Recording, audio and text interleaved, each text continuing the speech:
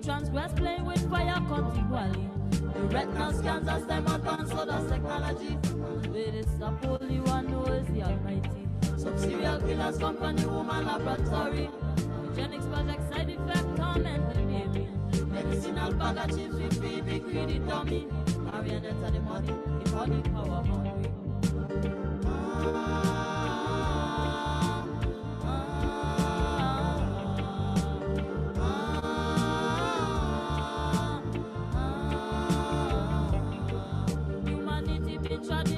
Already, insanity tailor customizing species. First the other interfere where they should not be. Backfire sit down patients in a them lobby. There's repercussions for just the acts of iniquity. In your cup of indignation there's no pity. There's no remorse and no way out and no sympathy. Continue to run your mouth and now you're gonna sleep.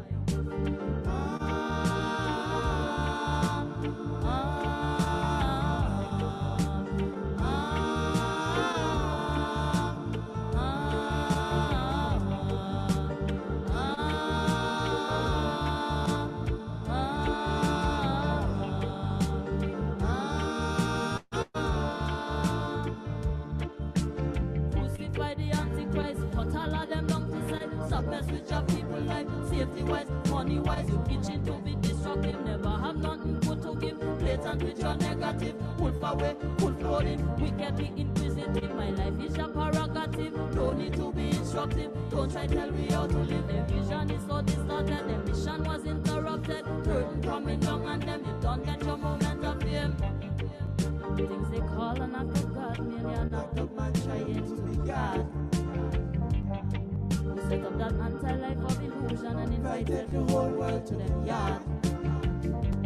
Subliminal messages intruding so rude when invading the thoughts. The one go silence the lamp, but the lamp protected by thy hand.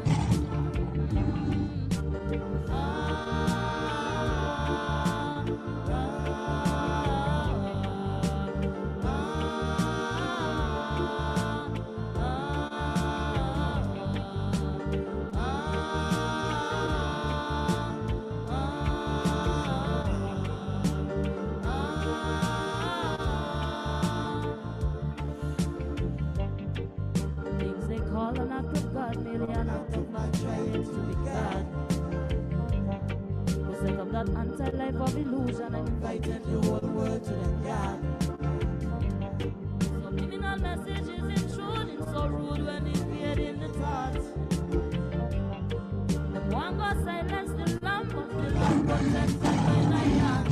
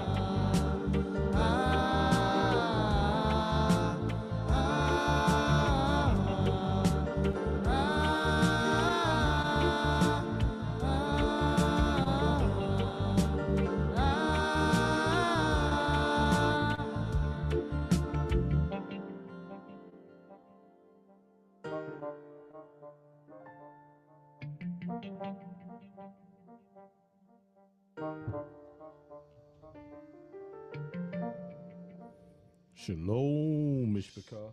Shalom, family. Shalom. Shalom, shalom. Hallelujah. All praise to our King. Welcome back, family, to another Friday Night Live. Greetings in the name of our King worldwide, to the Mishpachah down in the Caribbean. Shalom, shalom. The families over in South and Central America, shalom and welcome. The Mishpachah right here in these divided states of America, shalom to each and every one of you. across the border in Canada, shalom. In Africa, shalom. In Europe, shalom. The Middle East, shalom. The Far East and every island of the sea, we greet you all by saying, Happy Friday Night Live. Hallelujah. We thank the Most High for his loving kindness and his mercies, which endure forever, for giving us one more day and night of life that we can be here together. After all the week's horrors that has occurred, news and everything else, we could have been resting in the dirt. But we're grateful to our King that he has given us life and life more abundantly, that we can continue on this road to Zion. Hallelujah. So I pray that everyone is in excellent health and welcome. And those of you who are here for the first time, welcome also. I pray that the Most High will increase your understanding and draw you closer to him. Hallelujah. So tonight we got continuation of Brother O'Shea's class, but before we get started, we're going to have a word of prayer, and we'll ask Elder to open up with a short prayer. Hallelujah.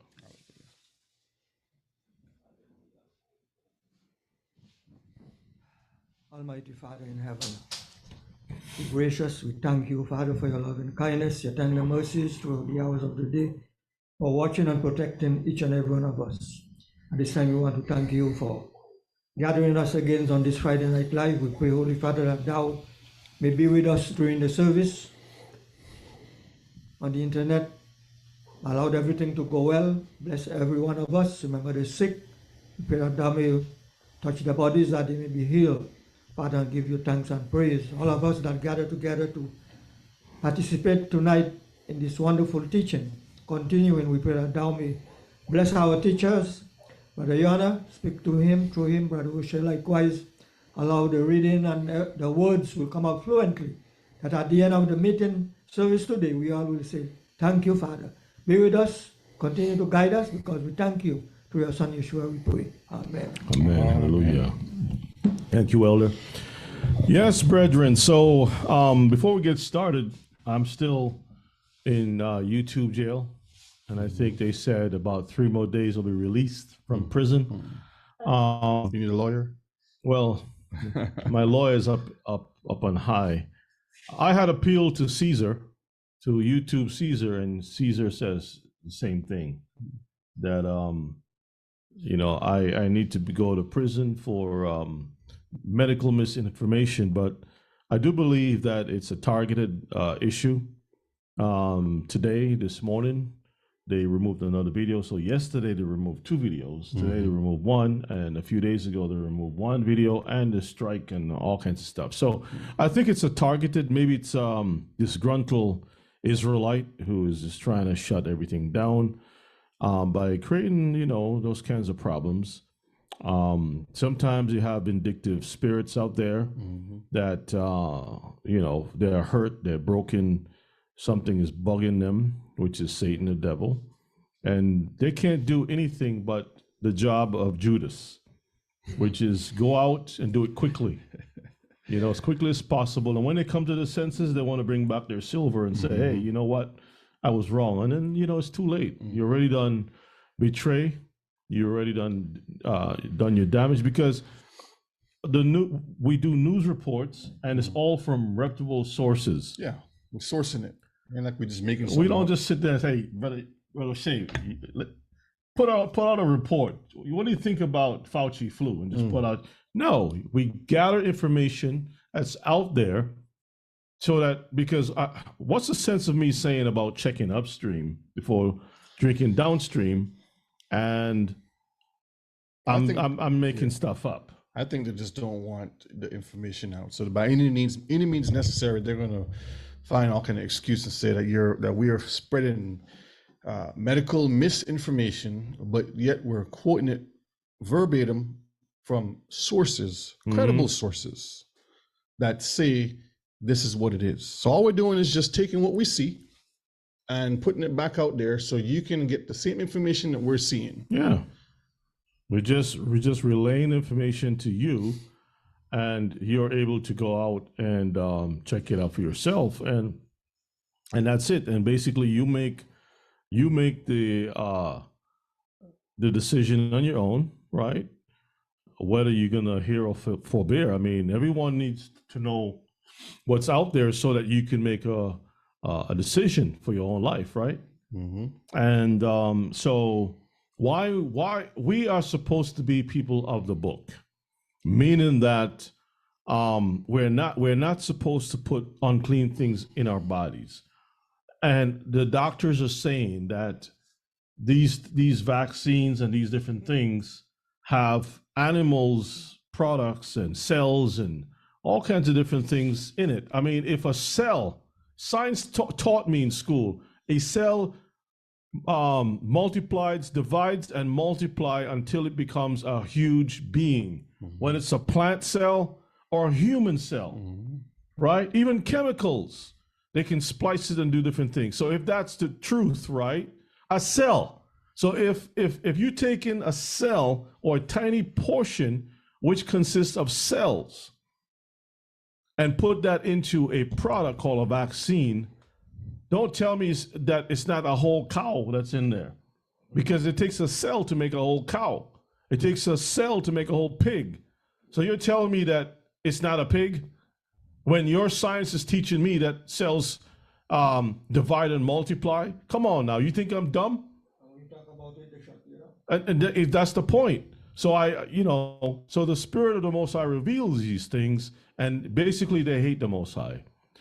It could be them, or it could be a very disgruntled Hebrew, because we come across Hebrews all the time who they like, like those big dogs who, when they fight, they lick you all up with all the slop and everything else, all the shalom slop. They put all of your bodies dripping all over you, and then later on they bite you. They bite you. They don't want to be corrected. And so there are some people who are like that. I'm not saying calling out people dogs, but I'm saying like, right? Yeah. And so that's another issue that, but nevertheless, Mishpachah, we will talk a little bit more about this on Shabbat. But nevertheless, I am working on our website, and all the videos is going to be up on that. And it'll be broken down. So I'm going to spend some time trying to get the website where it needs to go. And so all I'm going to do on YouTube is just well, you know what? I'm not going to say what I'm going to do. I'm just going to leave it alone. Okay. I'm not going to say what I'm going to do. I'm just going to leave it alone, and you'll see for your own self. So for those who are brokenhearted, bitter, I pray for you. I forgive you, and I pray for your health. I pray that the Most High open your eyes, that you can see, because we have one Judas that's written there, but there are many instances of this type of spirit. And I pray that you come to the knowledge of truth, whoever you are, and that the Most High will cause you to repent. Because after all, I mean, we want to see our people saved, right? And that's the bottom line. So tonight, just following up with the Mishka, the studies about family and building family and so forth. Brother Shea is going to continue with part 2 with the solution. Last week he did the problem. This week he's going to be doing the solution, and it's all based on the Torah. You cannot make an argument with us. Don't come and bring your Christian persuasion, your Gentile persuasion. You can't, why take a book, an ancient scroll or scrolls that it was compiled together of a people who had a certain lifestyle, who acted out a certain way. And in those scrolls, it says that the future kingdom will also be set up in the same manner. And then you come in and it says, well, there's dispensation. The church fathers did this. I don't care. The church fathers is not going to give me eternal life. There's nothing nowhere in the Bible speaking about dispensation. If that's what you want to use, you're in the wrong place.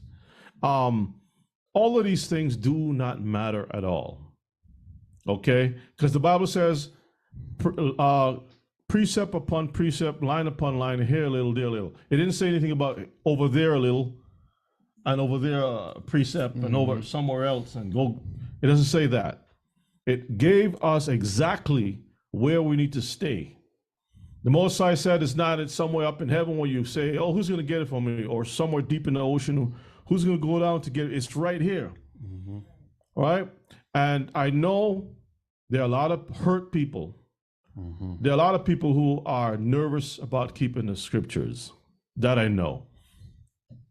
The part that they don't like me to talk about is that they're never nervous when it comes to taking chances at work. They're never nervous when they're taking the chances on the road to drive or flying a plane. Imagine, you don't know the captain. You never sat down and ate with him.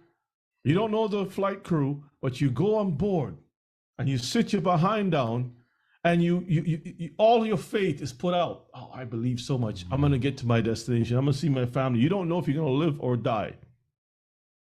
But you put so much trust and faith in your pilot, right? Who don't care about salvation, nothing about you. But when it comes to the word of the Most High, for some reason, you sit down and you knit the picks. Or you pick the knits. That's true. Right? You start, this is a gnat, and this is the wings of a gnat, and I don't like this, I don't like that. That's the problem with Israel. So, brothers and sisters, if you got that spirit, if you're feeling uncomfortable with the word, check yourself. And if you can't check yourself, then you can go. It's plain and simple. All right? There's no need to start any trouble here. We're not here to be Aaron's, the people's pastor who would compromise and give the people what they want. Okay? So with that said, Brother Shayo, you're all set? Ready? Yeah, shalom, Mishpachah. Shalom and welcome again. As you were saying that, I was thinking of people trying to adjust themselves, or no, I should say, adjust the bench or the seat to their liking. In other words, the Most High put a chair or a bench that is designed specifically of truth. But when they sit in it, they're very uncomfortable. They're trying to find a way to make it comfortable for them. In other words, what is written, we have to go by what's written, not in how we feel and what makes us comfortable. So when the Most High put things there for us, we have to live with it. In this part too, it's about bringing out the information for our families, because at the end of the day, we're trying to get into the Most High's kingdom that he has set up for us as his people. And everything that we're doing here is like a practice. It's like, we're trying to do the right things based upon what we have. Now, he's going to come and he's going to teach us the correct way of doing it. But in the meantime, he wants to see what we can do by ourselves. He put everything there for us. There's no excuse. But we find we put ourselves in the front, and we create the problems and the issues. So when it comes to the laws, the statutes and commandments, I always tell people it's our lifestyle, it's our culture, because that's what makes us. The law is what Israel is. It's our culture. Without the law, we don't have a culture. And the other nations, they have records of us. And every time they look back, they say, those people and those laws, they go hand in hand. When we remove those laws from these people, they're nothing. When they keep those laws, they're the most beautiful people, the most protected, the most blessed people. And that is what makes us the Torah, the keeping of the laws. So all we're trying to do is get back to keeping those laws 100. And it becomes a problem with the world because we want to be a part of the world and say we want to be a part of the Most High. Another thing before we start, when it comes to faith, when it comes to believing in what we are talking about here, a lot of our people are just that. They're just talkers. They're not doers. That's right. Because in one mouth they'll say, yeah, I love Yahuwah, I love the Lord. I'll do everything. And the minute the Most High puts you in a little squeeze, they lose all their faith. Now they run back to everything that they're used to doing on their own. Sometimes they don't even have a squeeze. I think squeezes are good to develop, experience. that you can be strong in this walk, because the apostles, the prophets, they didn't have it easy. They got squeezed many times and it made them better people. That's right. But they don't even have that. They, it's like someone that go and scratch themselves and say, yeah, this is a wound from the battlefield. And they never even seen the battlefield. They didn't even step out the door. And that's the problem here. Remember, we have example after example. Look at Job. The Most High tell the devil, don't touch his body. You can touch everything else. That was a real squeeze. One after the next, news after news after news after news came down the pipeline, and he still didn't break or bend. But the minute somebody loses a job, or they find out they lost a loved one, or their car break down, or they run out of money, or whatever little thing, they're ready to give up and say, well, I got to do it my way. The Most High obviously is not working. You don't know where he's putting you or what he's setting you up for, but yet you can't even depend on him.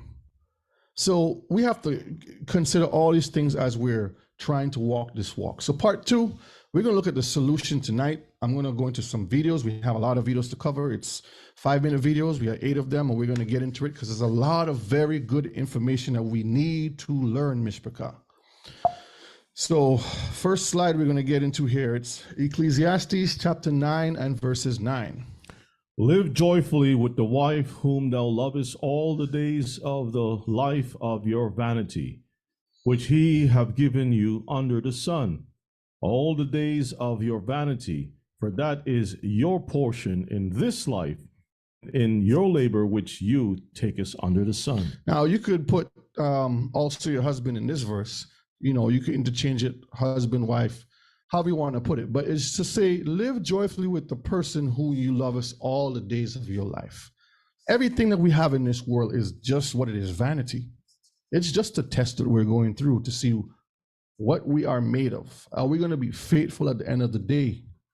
Because we have our own journey made of equity. Our life is our life. My life is not Rebbe's life, or it's not Ella's life. Ella already living his life, and he's living through his life. Rebbe's living through his life. We're all different, trying to attain the same goal, which is entering the kingdom in righteousness. So what am I going to do? What are you going to do? It's telling us to live joyfully, and it goes on to tell us more. So where do we begin? Where do we begin with finding the solutions to a lot of the problems that we have? Proverbs 18 and verse 22. Whoso findeth a wife findeth a good thing, and obtaining favor of Yahuwah. So the first thing of business is to know what your reason is for being in a relationship. That's the first order of business. What is your reason for being in a relationship? Because at the end of the day, what are you trying to do?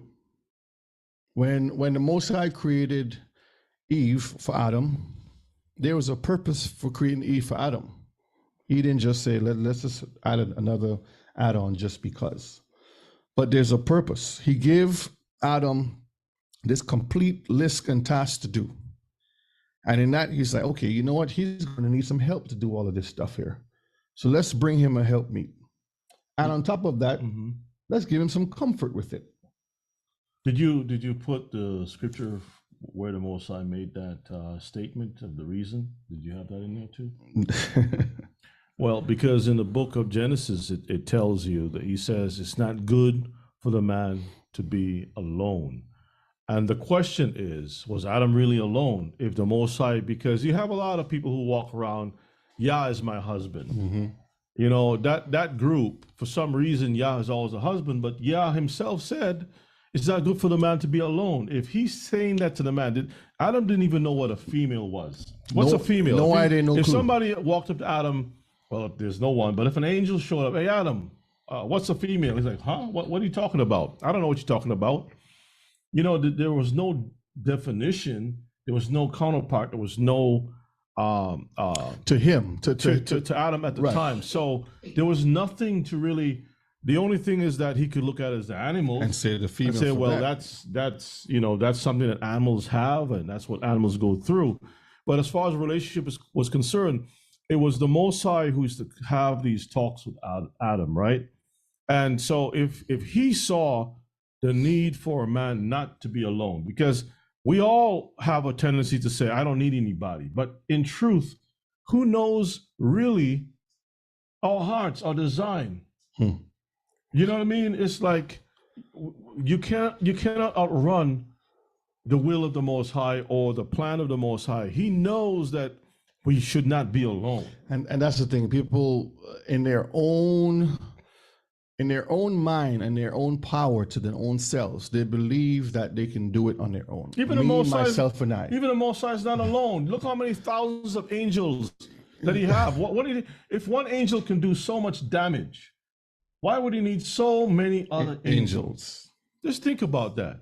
I don't know if you want to pull it up. Let's pull it up. Why does he himself need to have let us. Genesis chapter 2. Yeah. You know, I mean, that should be the question that many people need to look at. Because when people open their mouth and start speaking about Yah is my husband, but then every time they'll keep looking for companionship, it don't make any sense. Basically, what they're saying is that they don't want authority.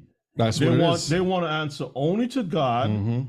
But when God is telling them this is the order, they're like, no, I'm answering to you, God. That's the key right there. The order is what the people without Torah want. They don't want the order. So they don't want to answer to no authority or answer to anyone. They want the responsibility on them own selves.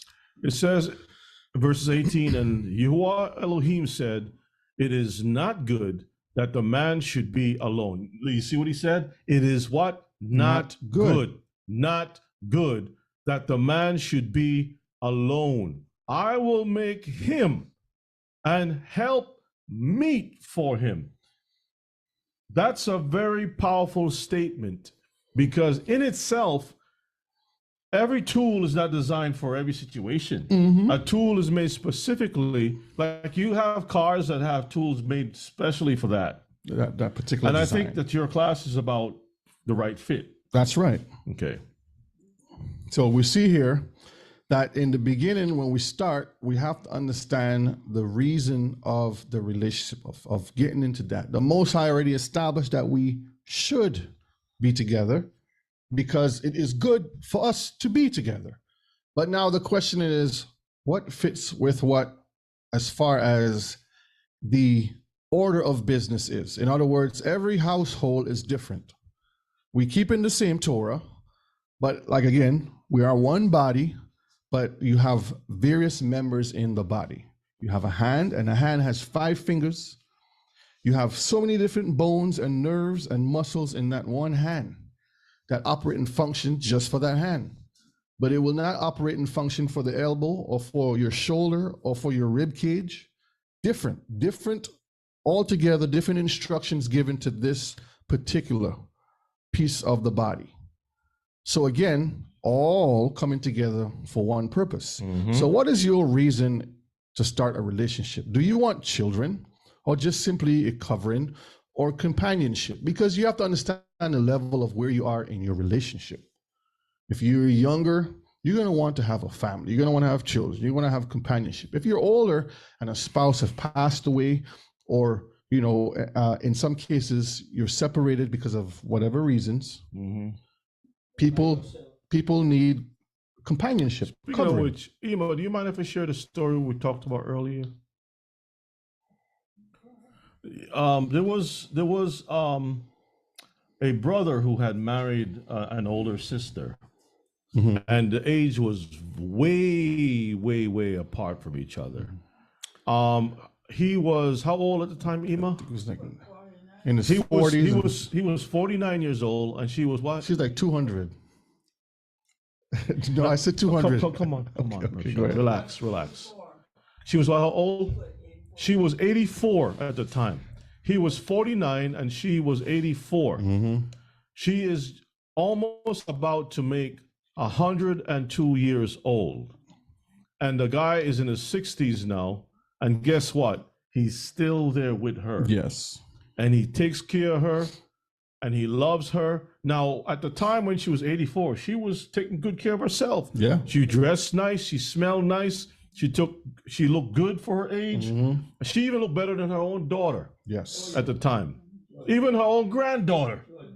She kept herself very well kept.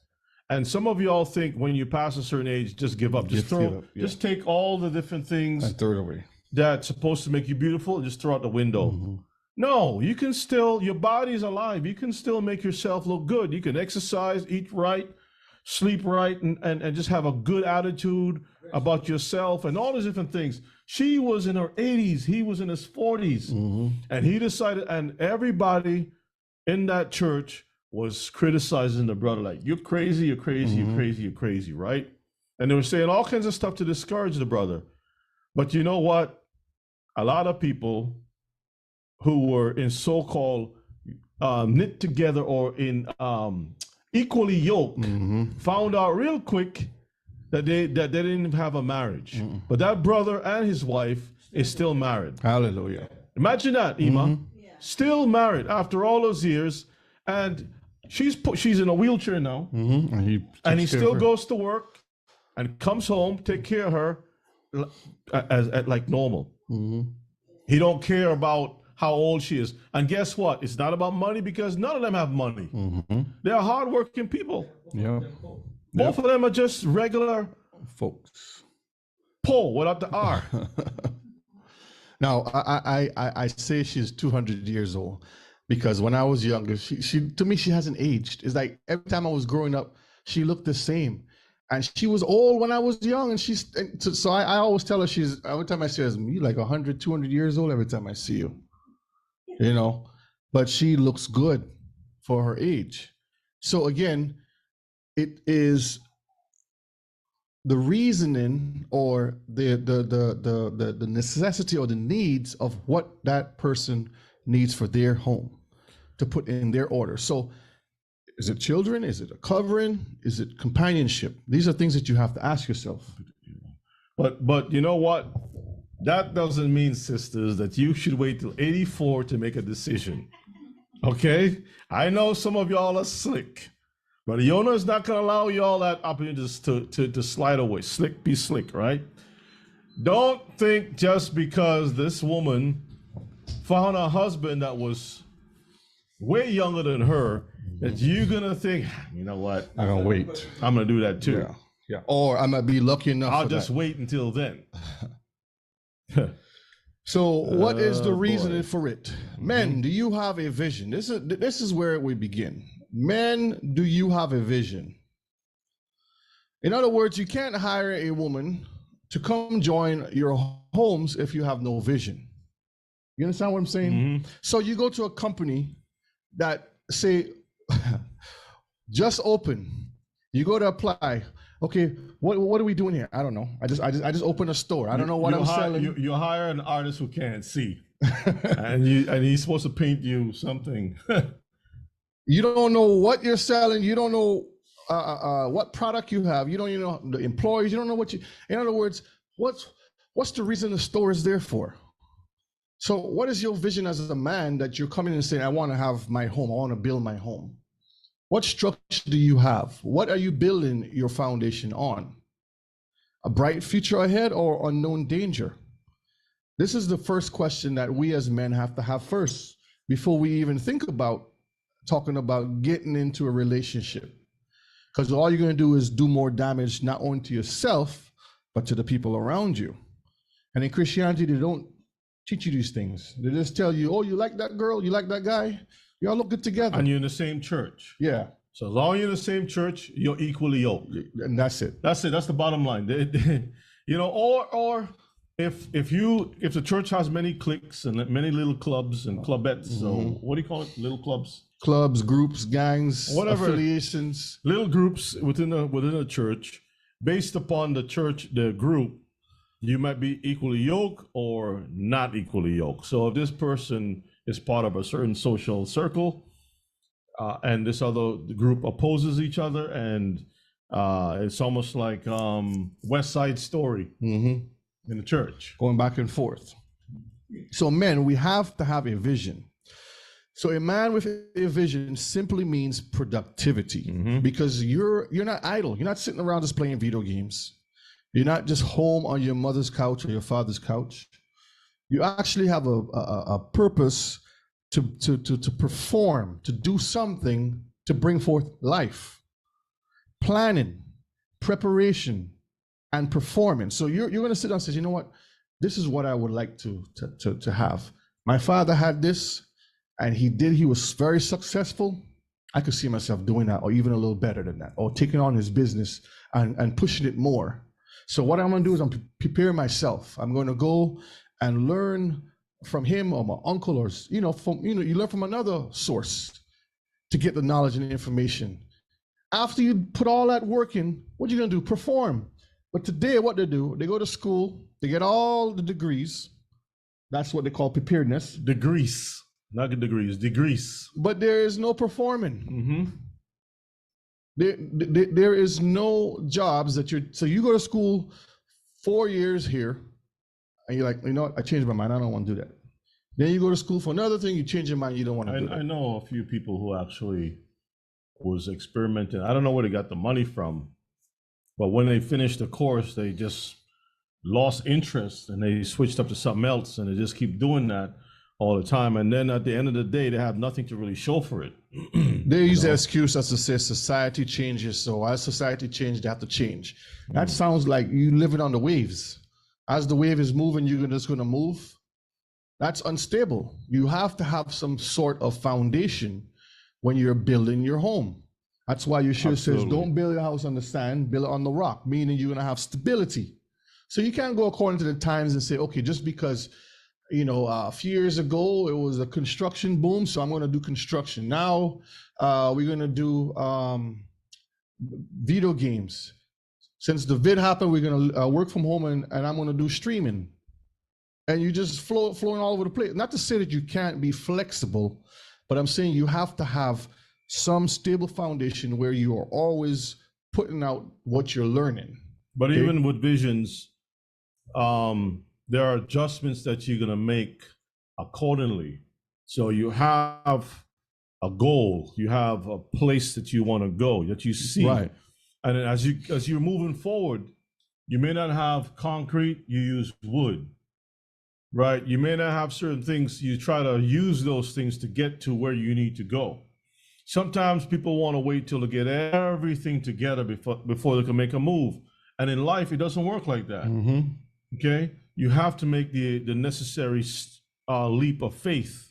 Right. That's what we have to do. And if you look at the old people, like you showed that picture with the old guy and gal, right?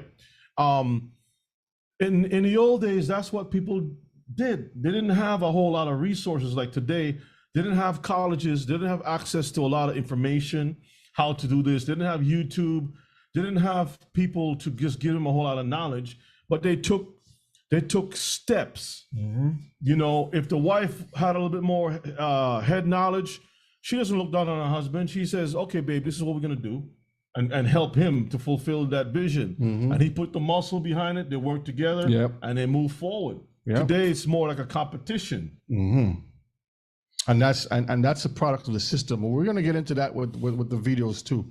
But as you're talking about having that goal, this goes to having a vision is having the ability or an instance of great perception. So you're looking towards the future for something, especially of future developments. So what is your goal? Because like I said, along the way, things can change depending on environment, depending on different things happening. But your eye is still on the goal. You have a set to say, I'm going to become this, I'm going to work towards that goal, and I'm going to put all into it and make it happen. So knowing and understanding where he is going with the ability to lead others there. Because if I don't know where I'm going, then it's like you talk about getting on the plane. Everyone aboard. Just get on the plane. Yeah, just pick a plane and go. I got a ticket. Okay. You know what? That plane is boarding. Just walk on there. Nobody's checking anything. Just go. No signs. the saying in the military, destination unknown. You just get on the plane and wherever they take you, you go. I want to say something about the vision part, right? Of great perception. So that's one handicap if the guy doesn't have a vision, right? Mm-hmm. But there's also something called blinders. That's also an impairment of vision. So he may not have a vision. That's terrible, right? That's bad. But if he has a vision and the person who's supposed to be quote unquote the help meet is blocking that vision, that's a blinder. So you can't move ahead. You need a help meet to get that thing to come to pass. If someone is telling you no, can't do, no, can't do, no, can't do, that's a vision blocker. That's an impairment, brothers and sisters, right? So you don't want to. Who would want to hire someone that says you can't sell X amount of product in one day when you know it can be done? When you've already tested the waters and you prove it, so you just need help to get the product out, and it says no, can't get it done. It's too hot. It's too cold. I look at Chick-fil-A, for example. They're always pushing product.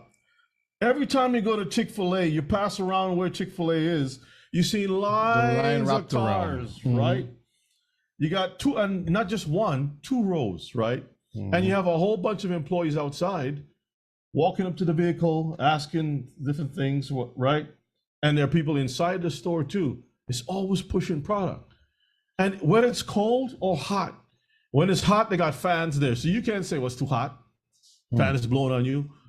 Or they have mist water coming out to keep them cool. And they're pushing product all day. Different ways to capture the attention or be ahead of their competitors. That way they can bring in product, and that way they can sell and grow, have growth, because that's what it is attracting the right people to bring that growth in. I like what Brother Pincus says here. He says the jack of all trades statement is incomplete and not negative in context. The full statement, a jack of all trades is a master of none, but oftentimes better than a master of one. That's good. So you may be the jack of all trades.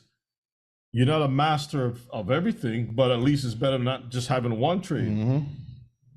Yep. You can still help yourself and do other things, you know. And there's nothing wrong with having all of those different abilities to be flexible. And that's what society wants you to do. Just have one. That way there's no growth that you have to come to someone else. But in past time, everyone learned many different things. That way you're able to help the family grow. So if mom or dad is sick, you are able to know what 2 herbs to rub together to bring back the health. You know exactly how to plow the fields. You know exactly how to put some oil in the car or whatever it is, because you were taught. Yes, Ima. Shalom. Shalom, brethren. I just was here. Now you're speaking about that. I looking at Eldon and thinking about, how he was, because when he doing carpentry and it go down, he do driving, and when that go down, he do painting. So he was always busy. Flexible, yeah. Yes. Flexible and getting work. It's only now that He's retired. He's not tired. busy. He's just retired. Every time he just goes back and Everywhere work is, he would travel to go. That's good. Yeah. That's good. So, Yeah. So understanding that you have a goal to acquire, there are things that keeps you on the path to getting that goal. Not only are you keeping busy or working towards that goal, but you do things to keep you busy, occupy your time, because you don't want to be idle. This is where a lot of problems come in. And we're going to get to that later on, but let's move forward. In other words, what are you building? So as a man, you have to know what you're building.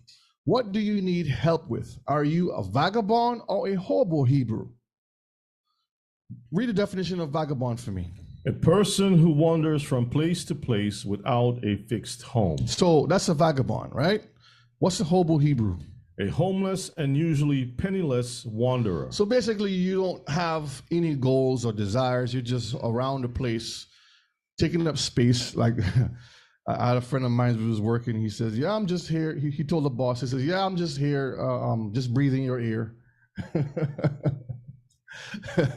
So, are you a vagabond or a hobo Hebrew? I want to say something in vagabond. So a vagabond could have money.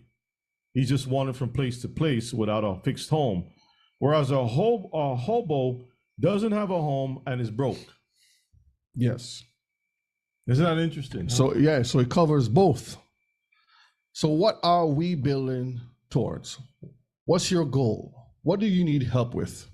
Those are the questions that you have to ask yourself before getting into a relationship. Help wanted. Is it a helpmeet or a helpmate?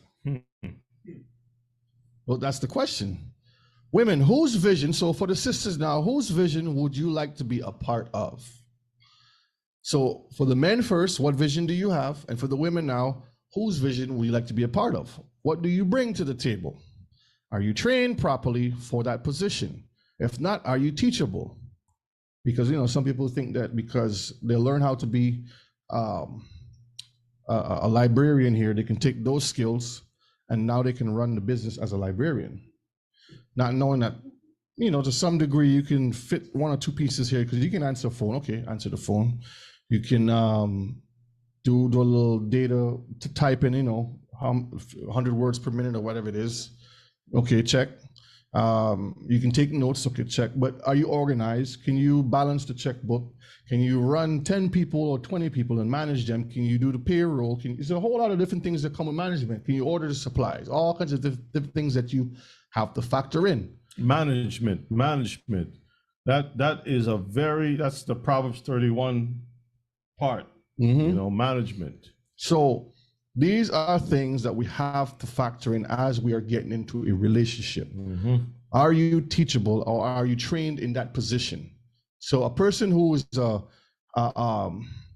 let's say a person who just came into the field one day and they're like, okay, I put a Band-Aid on Rebbe because he got a scratch on his hand. So now I'm a doctor. So now you're ready to do surgery. You can do open heart surgery and brain surgery because you put a Band-Aid on the brother. You're not trained for that position. So those are things that we have to factor in as we are getting into this relationship. All right, we're gonna look at the first video. Fair use. At this point, it doesn't matter. It doesn't matter to say fair use. Just play the video. We don't care. We're just gonna teach, and they'll get whatever's coming. It seems like it's all right. So this is Dr. Umar Johnson, and he has some good things. Now, from his perspective on the social and physical things of relationships, he's dead on point. We have the spiritual side to it. So what I'm doing is combining the Torah to what he's saying to kind of give us a better perspective on understanding it, understanding relationship and life itself, because a lot of times we just take things for, you know, as it is and run with it. So this gentleman here is interviewing Dr. Umar Johnson. He's a psychiatrist. Again, it's not like if we agree with his whole ideology, okay? Because he can be right about certain things and other things he can be totally wrong. But in this case, Brother Shea is sharing something that goes along with your class, right? Yeah. Okay. All right, so we're gonna watch these first two videos and gain some insight on some things he's saying. truly a great divide between Black men and women today, especially in the space of love and relationships. Correct. It just seems like we don't have a ton of trust among one another. You know, everybody is very cynical about long-term relationships. And this is, I would call it a major crisis right now in our community. I would agree with that. We already know we have an economic crisis in the community, but now we see that this family and this relational crisis that we have that's rising. Which one would you say is greater right now? I'm gonna pause here real quick. So in understanding the solution is always the Torah for our people. That's the foundation of the basis of how relationships should be built. So going forward, you keep that in the back of your head as you're listening. As far as an issue or potential issue for the future of our relationships and our family? I would say that they're related. If we look at this in its proper context, we go back and we see that the rise of the single Black mother-led household doesn't begin until the 70s. Up until then, most of our homes had a mother and a father. So slavery didn't destroy the Black family. We stayed married through slavery. I know my ancestors in particular, they kept the family together through slavery. So it wasn't slavery that did it. It was the economic disintegration of the Black community. So after they assassinated Dr. King, the US government decided upon a policy to destroy the Black man's ability to fund any future civil rights efforts. So they came into the inner cities and they took out all the factory jobs, stripped the Black man of his ability to earn. Remember, up until the 70s, they were not pushing go to college in order to be a success. You could live a decent life working in any of the major inner cities as a laborer. So they took that out. Then they went into the high schools and stripped the high schools of the industrial building training program. And you remember in school growing up, we had voc-ed, we had different things that you learn, home ec, how to sew, how to cook, how to build, mechanics, all those things. You remember, right? You don't find it in schools at all. Job Corps. Job Corps was for the knuckleheads, but I know a lot of youth who went away for Job Corps. When it came back, they were working, building air conditions, disciplined. Yeah, they got the craziness out of their system and they were disciplined. So carpentry, auto mechanic, welding, roofing, electric, plumbing, they took all that out. Those was the skills that paid the bills. In essence, what they did was they made the Black man economically irrelevant to the Black woman. I want to say that one more time. The 70s was the beginning of the process of making the Black man economically irrelevant to the Black woman. A man's primary responsibility is to protect and to provide. We can protect, but the providing is the issue. Now, you fast forward that 65 years until now, since Dr. King's assassination, a lot of our women don't understand the political history that brought about the economic devastation of the Black male. If my woman makes more money than me, that in and of itself is not a problem, unless she attributes the reason she makes more money than me to the fact that I'm lazy, I'm shiftless, I'm irresponsible, I'm unaccountable. It's the interpretation of the reality that's our problem. Because if my woman makes more money than me, then so be it. That shouldn't necessarily be an issue unless she feels some types of way about that, or if I feel some type of way about that, because it does go both ways. You have sisters who feel like they can emotionally abuse and emasculate brothers if they have more education and income. On the flip side, you got brothers who cannot accept a relationship where the woman out earns and out educates him. So it can go both ways. But that economic piece is major because we're the only men in America who are out earned by our women. We're the only ones. And it's by design. Now, when you come to YouTube and you see the back and forth banter between the men and the women, a lot of that is due to poor political education and understanding of the reality. But another part of it is trauma.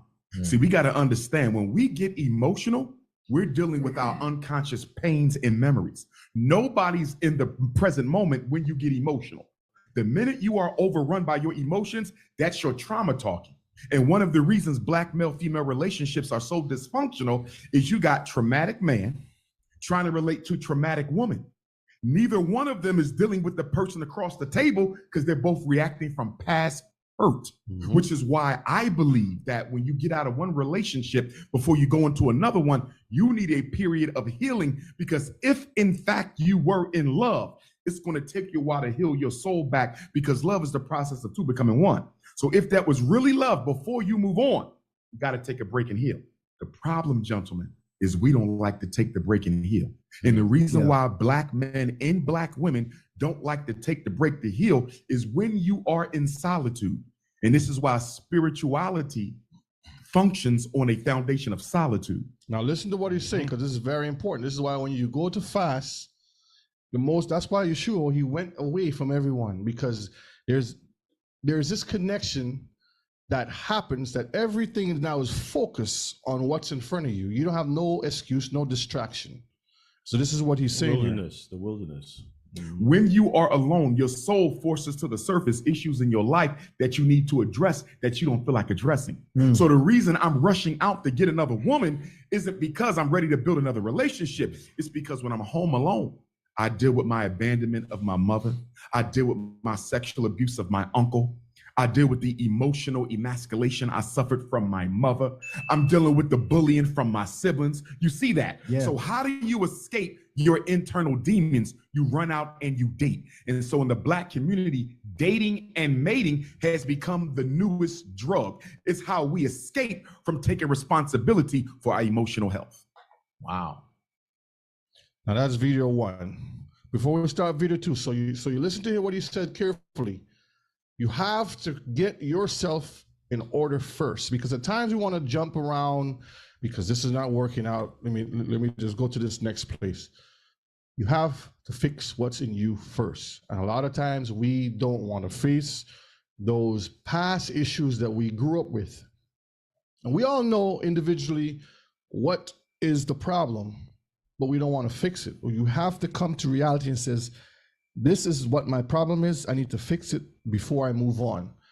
So it's like you having a car, and that car has a bad hub on the wheel.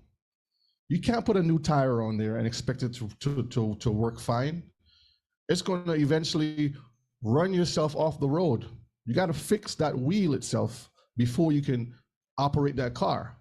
So knowing that you have an issue within internally, whether it's from a childhood or something recent that happened, you have to fix that first before getting into a relationship.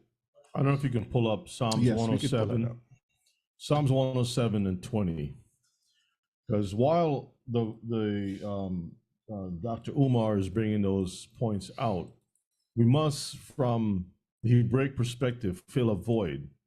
If you look around his neck, you can see one thing. The words of what he's saying is definitely something that we need to look at. But here's since we're talking about solution, Psalms 107 and 20 says, he sent his word and healed them and delivered them from their destructions, right?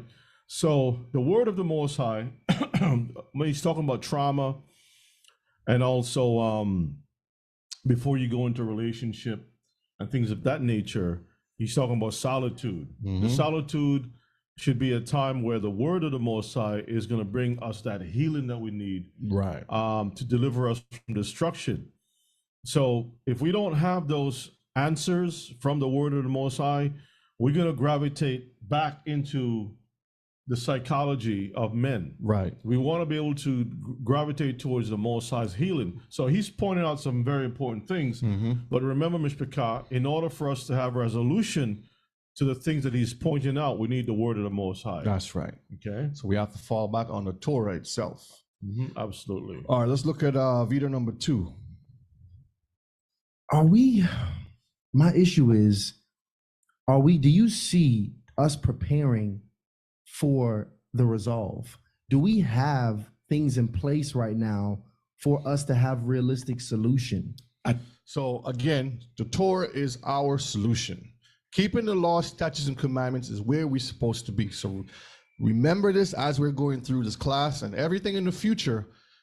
Torah is key. Torah is key. Okay? I don't think so.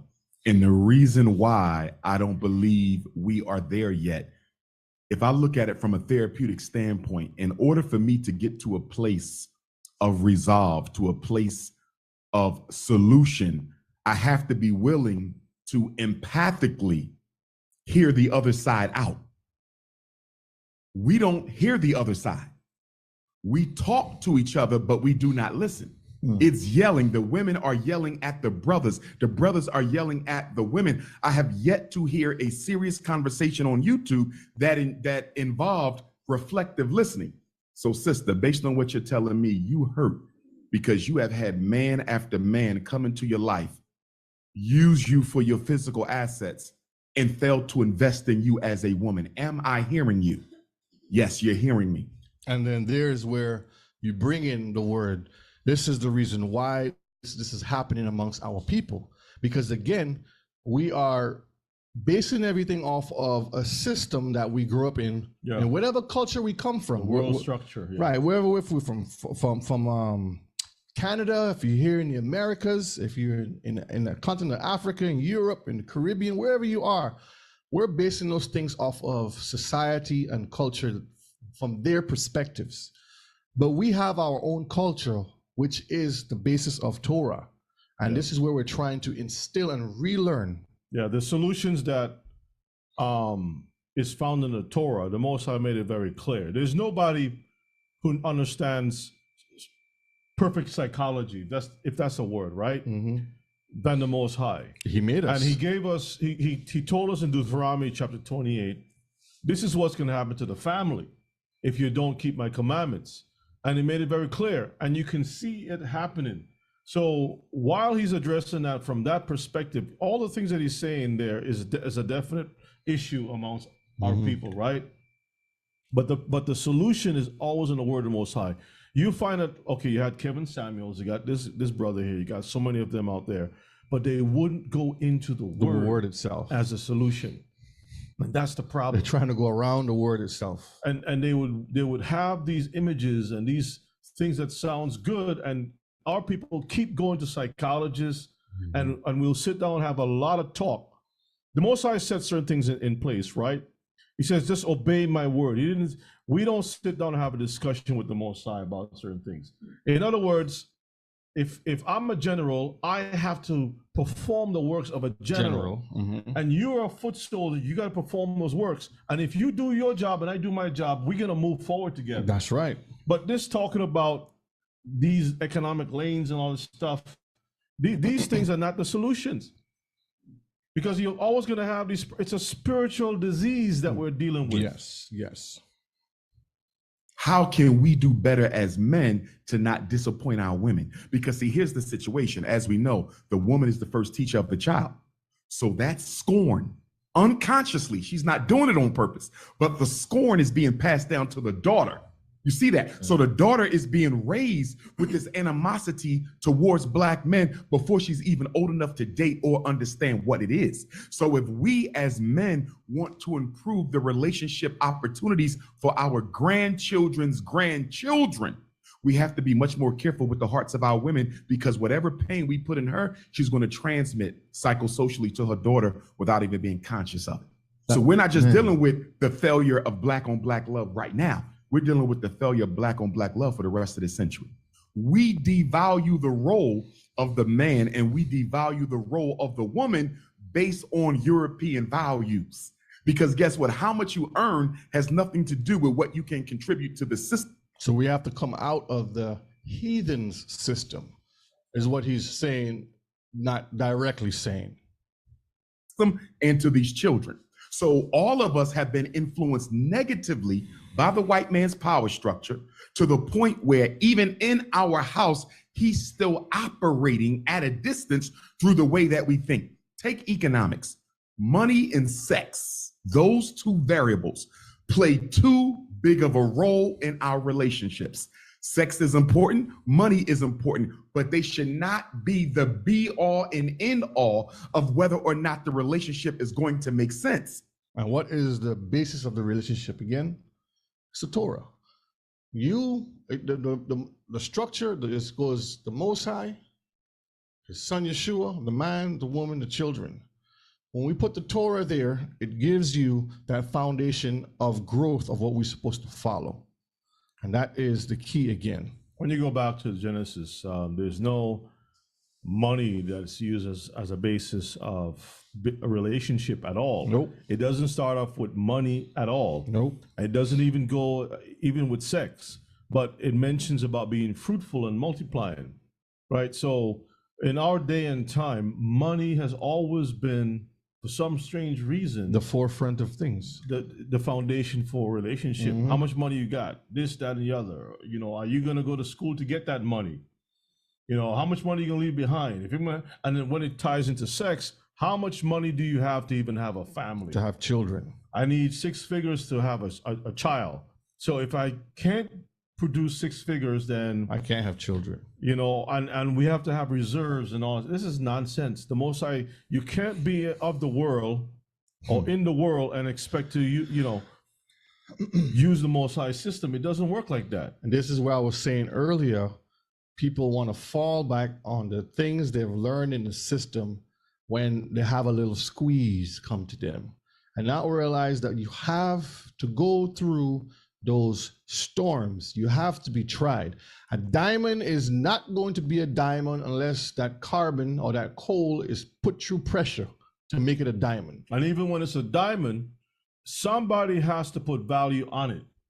Exactly. Because in one country, a diamond will be worthless. Like, what is the function of a diamond? What are we going to do with it? Okay, it's the hardest substance that they say is out there, right? Okay, so what do we need that hardest substance for? What are we going to do with it? You know what I'm saying? What value is in it? some countries, a banana will be the most important thing because it gives you all the life that you need. Yeah. And the king will fight and protect the banana plantations, right? Fields or whatever it is, or some herbs or something. Whereas in another country, look, in South Africa, I think it's Southern Africa, not South Africa, Southern Africa, where the place is called Rhodesia at one point. Yeah. Okay. That guy, Cecil Rhodes, came in the country and he saw children kicking rocks. Playing whatever. Yep. And when he picked up one of the rocks the children was playing with, he realized it was an uncut diamond. Mm-hmm. Children were playing with this thing. To the children, it's just a toy. Soccer. To him, he identified that thing as being valuable. And in his system, in his world, he could make a lot of money. But to the children, that has no value. That's not important. That doesn't make full my belly. But to the guy, he can take that, do all kinds of stuff, influence politics, influence money. I mean, make money. He can do a whole lot of different things with that diamond. Yep. But when you strip all those things away, what do you have? it's back to the basics. That's right. That's the important thing. That's right. And if money and sex are dominating the relationship is being ran on a superficial structure because money runs out.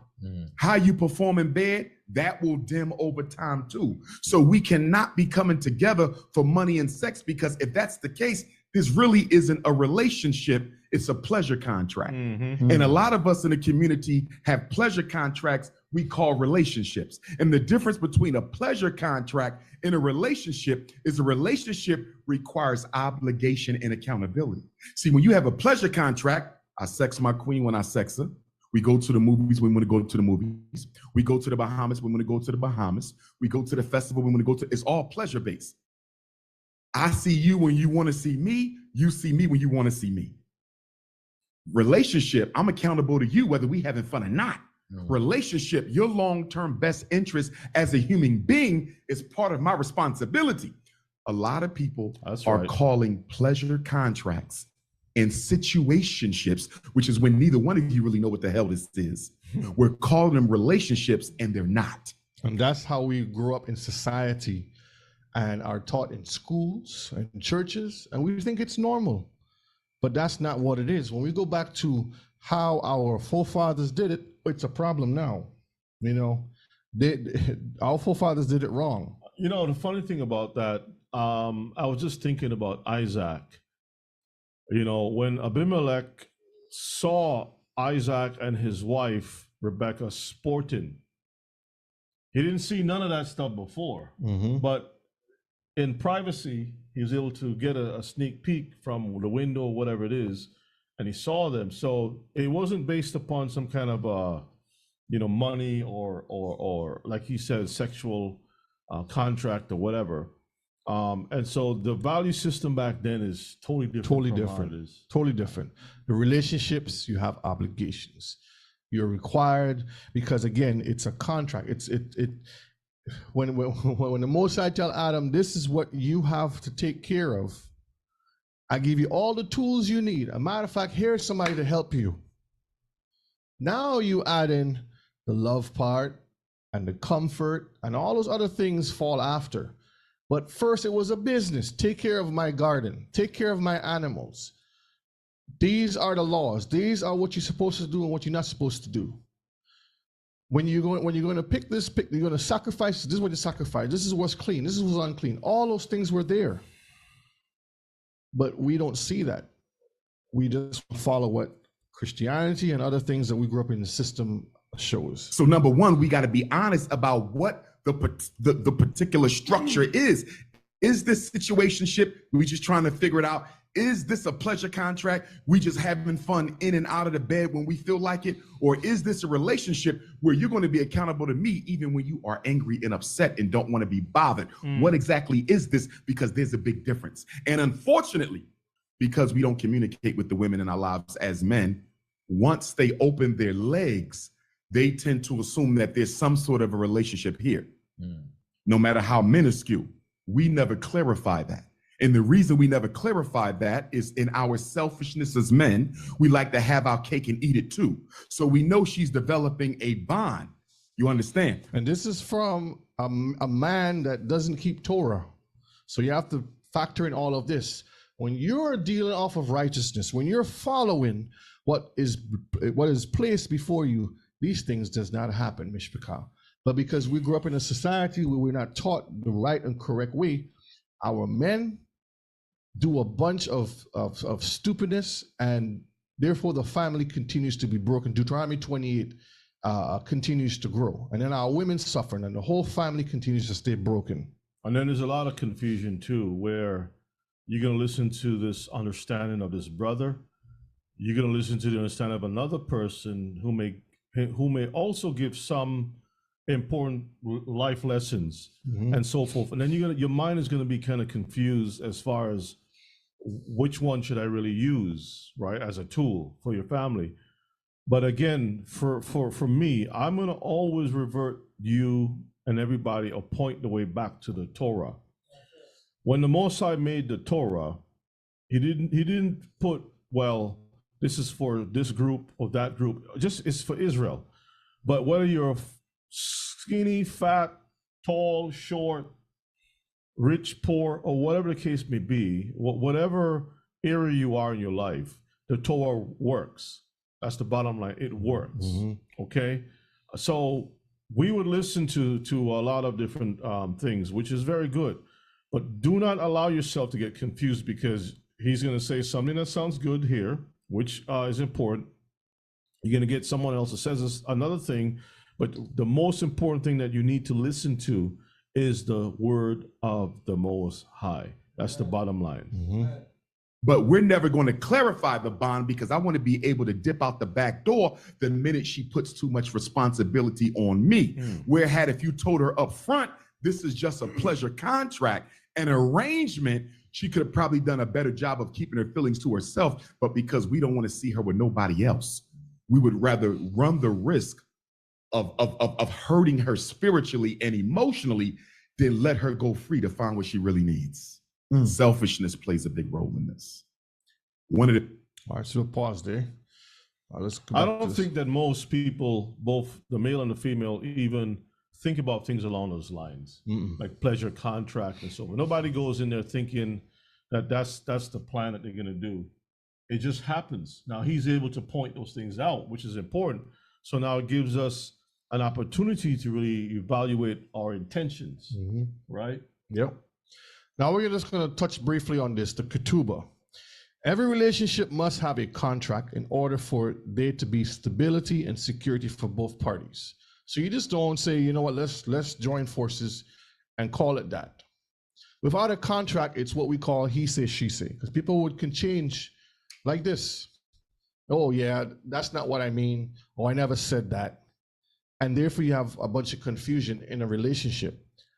When you go to a job, what did it present to you? A contract. You got to sign papers to say, this is what I'm hired for. This is what I'm going to do. Sign here. This is how much I'm going to get paid. This is when I can take my vacation. This is when I can have days off. Everything is written in black and white for you to understand. So same way with us, when we went before the Most High, he gave us a contract. And we said, our ancestor says, all these things we will do. We went through this and in the classes. So the ketubah. And we're going to definitely do another class to show how the Most High operated with Israel even before they got a solid contract. Yes. You're going to be able to see that for yourself to understand. So the ketubah is, in this instance, is the contract for relationship between a man and a woman. Now, there are various types of ketubahs in the sense of roles and responsibilities within the contract. Again, if you're in a position and you say, I want to do this, this contract is different to that other position. You're not going to have the same pay, the same contract, the same hours, the same time. Everyone that is in their position has different roles and responsibilities. But the whole essence to having this is for safekeeping and protecting both parties. Okay? So this is an example that we had from before. Let me show you here. That Rebbe put out before. Open it big that you can see. And every male takes this contract and puts it to his household within what the Torah puts out. So we're all building our homes on the same laws, statutes, and commandments. So if I go by Rebbe's house, I know he's keeping the Torah, and I don't have no issues with his contract. Now, he may have 4 windows in his house. I may have 2 windows in my house because I want to have 2 windows. He want to have 4 windows, but that's not breaking Torah. That's just how I want to build my house. That's the way he want to build his house. And this is an example of that. But this is a draft sample that Rebbe has put there so we can have. Yeah, this is a draft. We talked about this before. As you can see. To give everyone, give the men, especially the men, an idea. This is all based on the scriptures itself, or the word of the Most High, so that both parties will be able to understand what they're getting themselves into. Okay. And when we do the class on this later, we can go into more detail. And brothers who are looking for this example can revert back to that.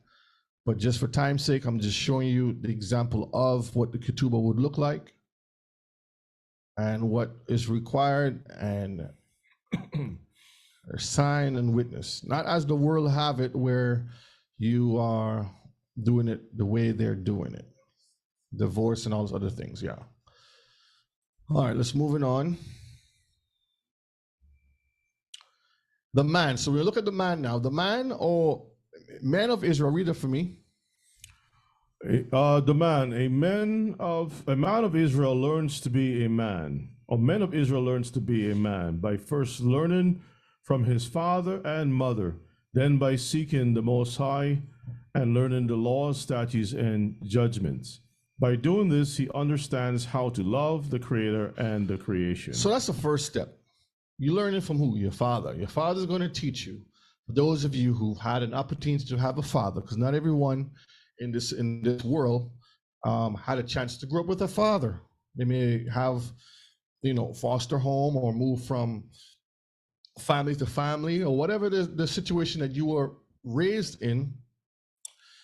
In a nice way of putting it, that's what it would happen. But some of us are not fortunate to have this. Yes. Yoel, just to let you know, he's asking, how can I get the ketubah? I'm going to try to post it up on our website.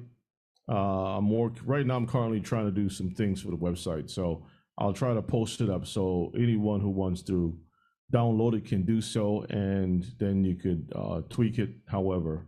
Okay. Yeah, just stay tuned for that. When Rebbe posts it, he will let us know. In either a Friday night or Shabbat class or whatever it is, he will let you know by email or whatnot when it's posted. That way we can go and have that example. So again, we have the first teaching from our father, and then we take that and we go into the scrolls and we learn from our forefathers, because again, it says, remove not the ancient landmark. Because all of our people didn't grow in the Torah. We all come from broken homes. We all come from all walks of life because we're in captivity, diaspora. So we're coming back, we're learning. So your father may not have known this, but bits and pieces that he have learned from his father, if he had a father, and so forth, are passed down to generation. So there are various things that we all have to learn along the way in building up the structure of the man. Yes. Yeah, brother Yoel, you bring up a very good point. He says, I will never get a marriage license again. They took nearly all my money. And when you really look at the two versus the marriage license does not outline or lay out what the marriage is going to be about. It doesn't lay out anything whatsoever. It's just a license that this person is joined with this person. That's it. Mm-hmm. And every state may have it set up a little bit different. And that's the problem. It's a license, like you get a license to drive. License to drive, when you get your driver's license, it got your photograph on it, and you're bound to that state, right? To the laws of that state, but also the laws within the country of which the state resides. It doesn't lay out how to drive. It doesn't tell you about courtesy. It doesn't teach you anything about that. How to, it's just a license to operate. That's it. License for operation. So the people have been operating without the license from the state for a long time. Yep. If they want a Philly boom, they go Philly boom. They don't need a license for that. No.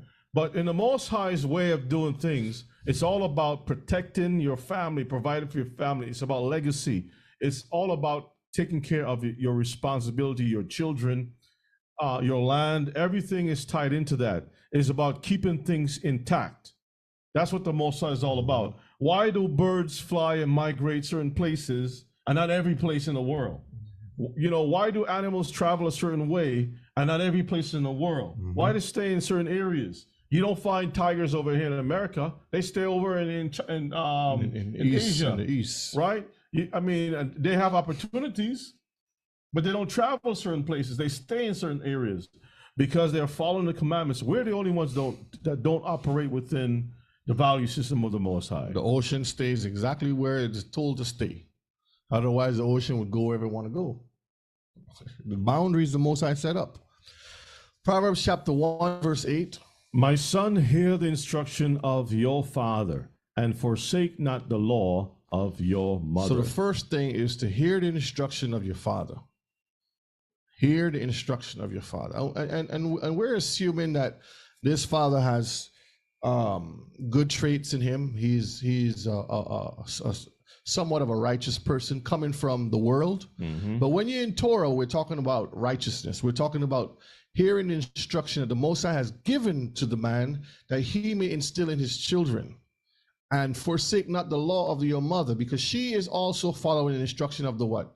The father. So she's going to teach the children what her husband is teaching her. So it's the same laws for the business. So the boss hires this person, and this person is going to teach the other employees how to make the other business profitable and not the business that they're working for. Does that make any sense?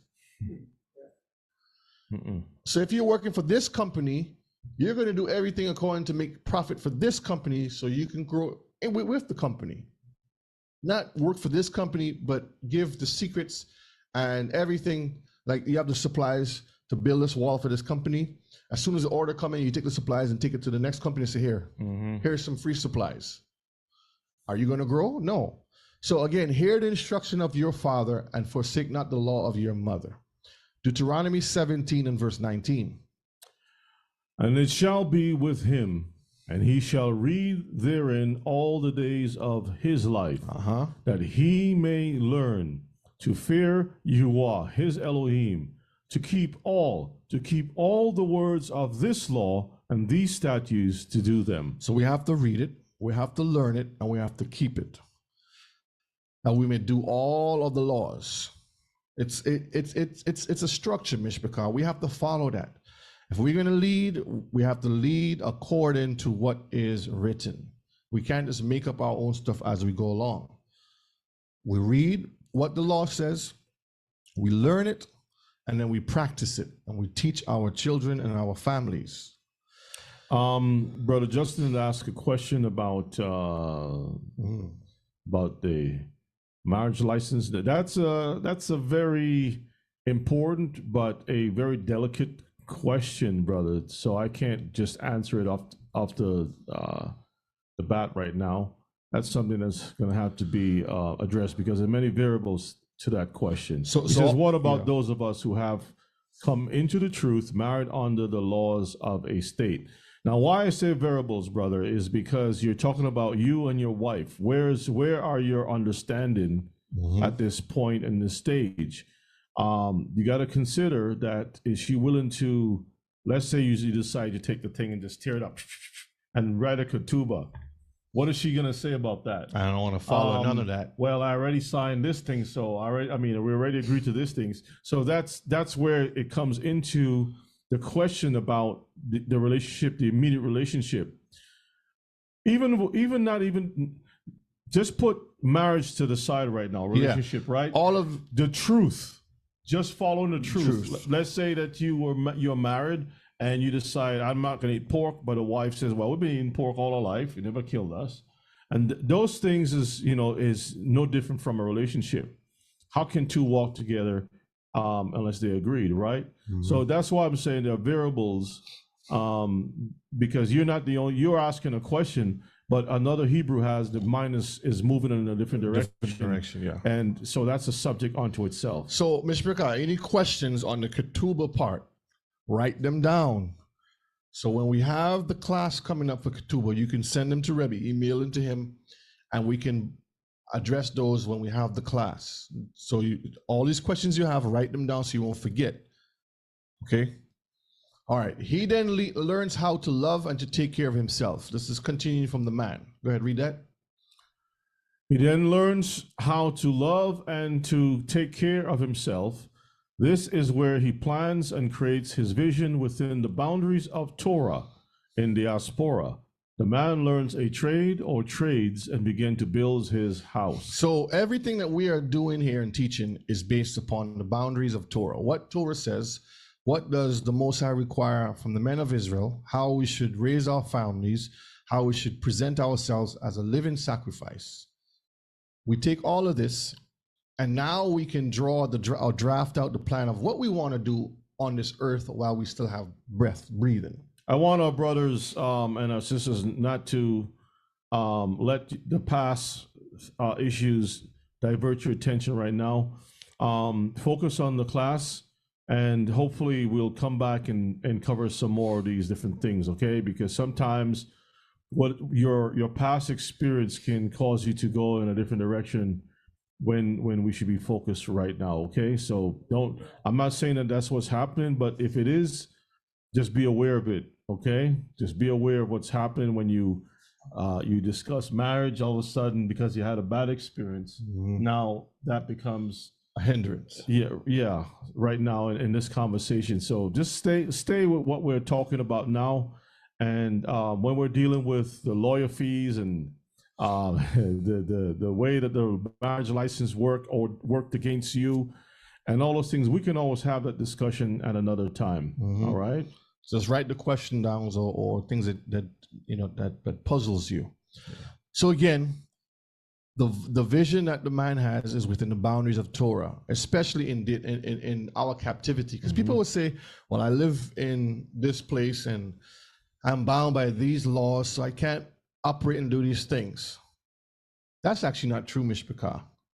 Because once you start allowing the Most High to have the ability to live and to operate in your life, you will see all of the doors open up. He makes the ways in the system that you live in. Look at the examples we have. Look at Joseph. People think that Joseph, even Abraham, did not live in a city that had laws. I mean, when you go look at some of the old Babylonian laws, Babel, the times when he lived, Nineveh, so they had laws, strict laws of death and punishment and so forth. So you don't bow down when they blow this horn, you can die. Not even that. They had laws pertaining to that. They had laws pertaining to social, legal matters of lawsuits. And the Near Eastern culture was very complex, not as simple as people may think it is. But they had laws with regards to households, how it operated, and dispute between people and things of that sort, okay?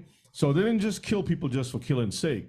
there was a structure involved, right? So Abraham left places that had certain laws, just like today, and he crossed over different places and operated under the Most High's way, guidance. Yeah, and that's the important thing, Mishpachah. So we have to remember, not because we are in captivity still, that we can't be obedient to Torah. That's a myth that the devil wants you to believe to keep you in captivity. But we can always, because you read, I can do all things through Yeshua who gives me strength, but yet you want to turn around and say you can't do it. Makes no sense to me. The man learns a trade or trades and begins to build his house. So men, you have to learn trade. You have to know how to build. You have to know how to function and have that goal so you can know what it is that you're trying to accomplish. Okay? Proverbs 12, verse 1, verse 3, and then we're going to jump down to Romans 10, verse 5. Whoso loveth instruction loveth knowledge, but he that hateth reproof is brutish. So you have to love instruction. Information is coming to you from the Torah, laws, statutes, commandments, things that will bring life. It gives you that righteous knowledge. Okay, go ahead. Proverbs 12 and 3, a man shall not be established by wickedness. So that means, in reverse, a man shall be established in righteousness. That's where we have to build our house, our structure on, the Torah. As men, you got to take these words, you got to read it for yourselves. If you don't understand something, you get with your brothers. Brother, I read this, I don't understand this. What does this mean? We have plenty of classes going, showing you what things are. You go back and you analyze that, and you prayerfully talk to the Most High. And you say, Father, I don't understand this. Help me to understand that. That shows the interest that you're trying to learn. And by righteousness, now you can establish your household. Continue. But the root of the righteous shall not be moved. So when we establish in righteousness, we're not going nowhere. The Most High got you. Romans 10 and verse 5. For Moses described the righteousness which is of the law, that the man which doeth those things shall live by them. So it is established there for us that we have an example to follow. Moses put it right there, that we can live by them. We can have eternal life.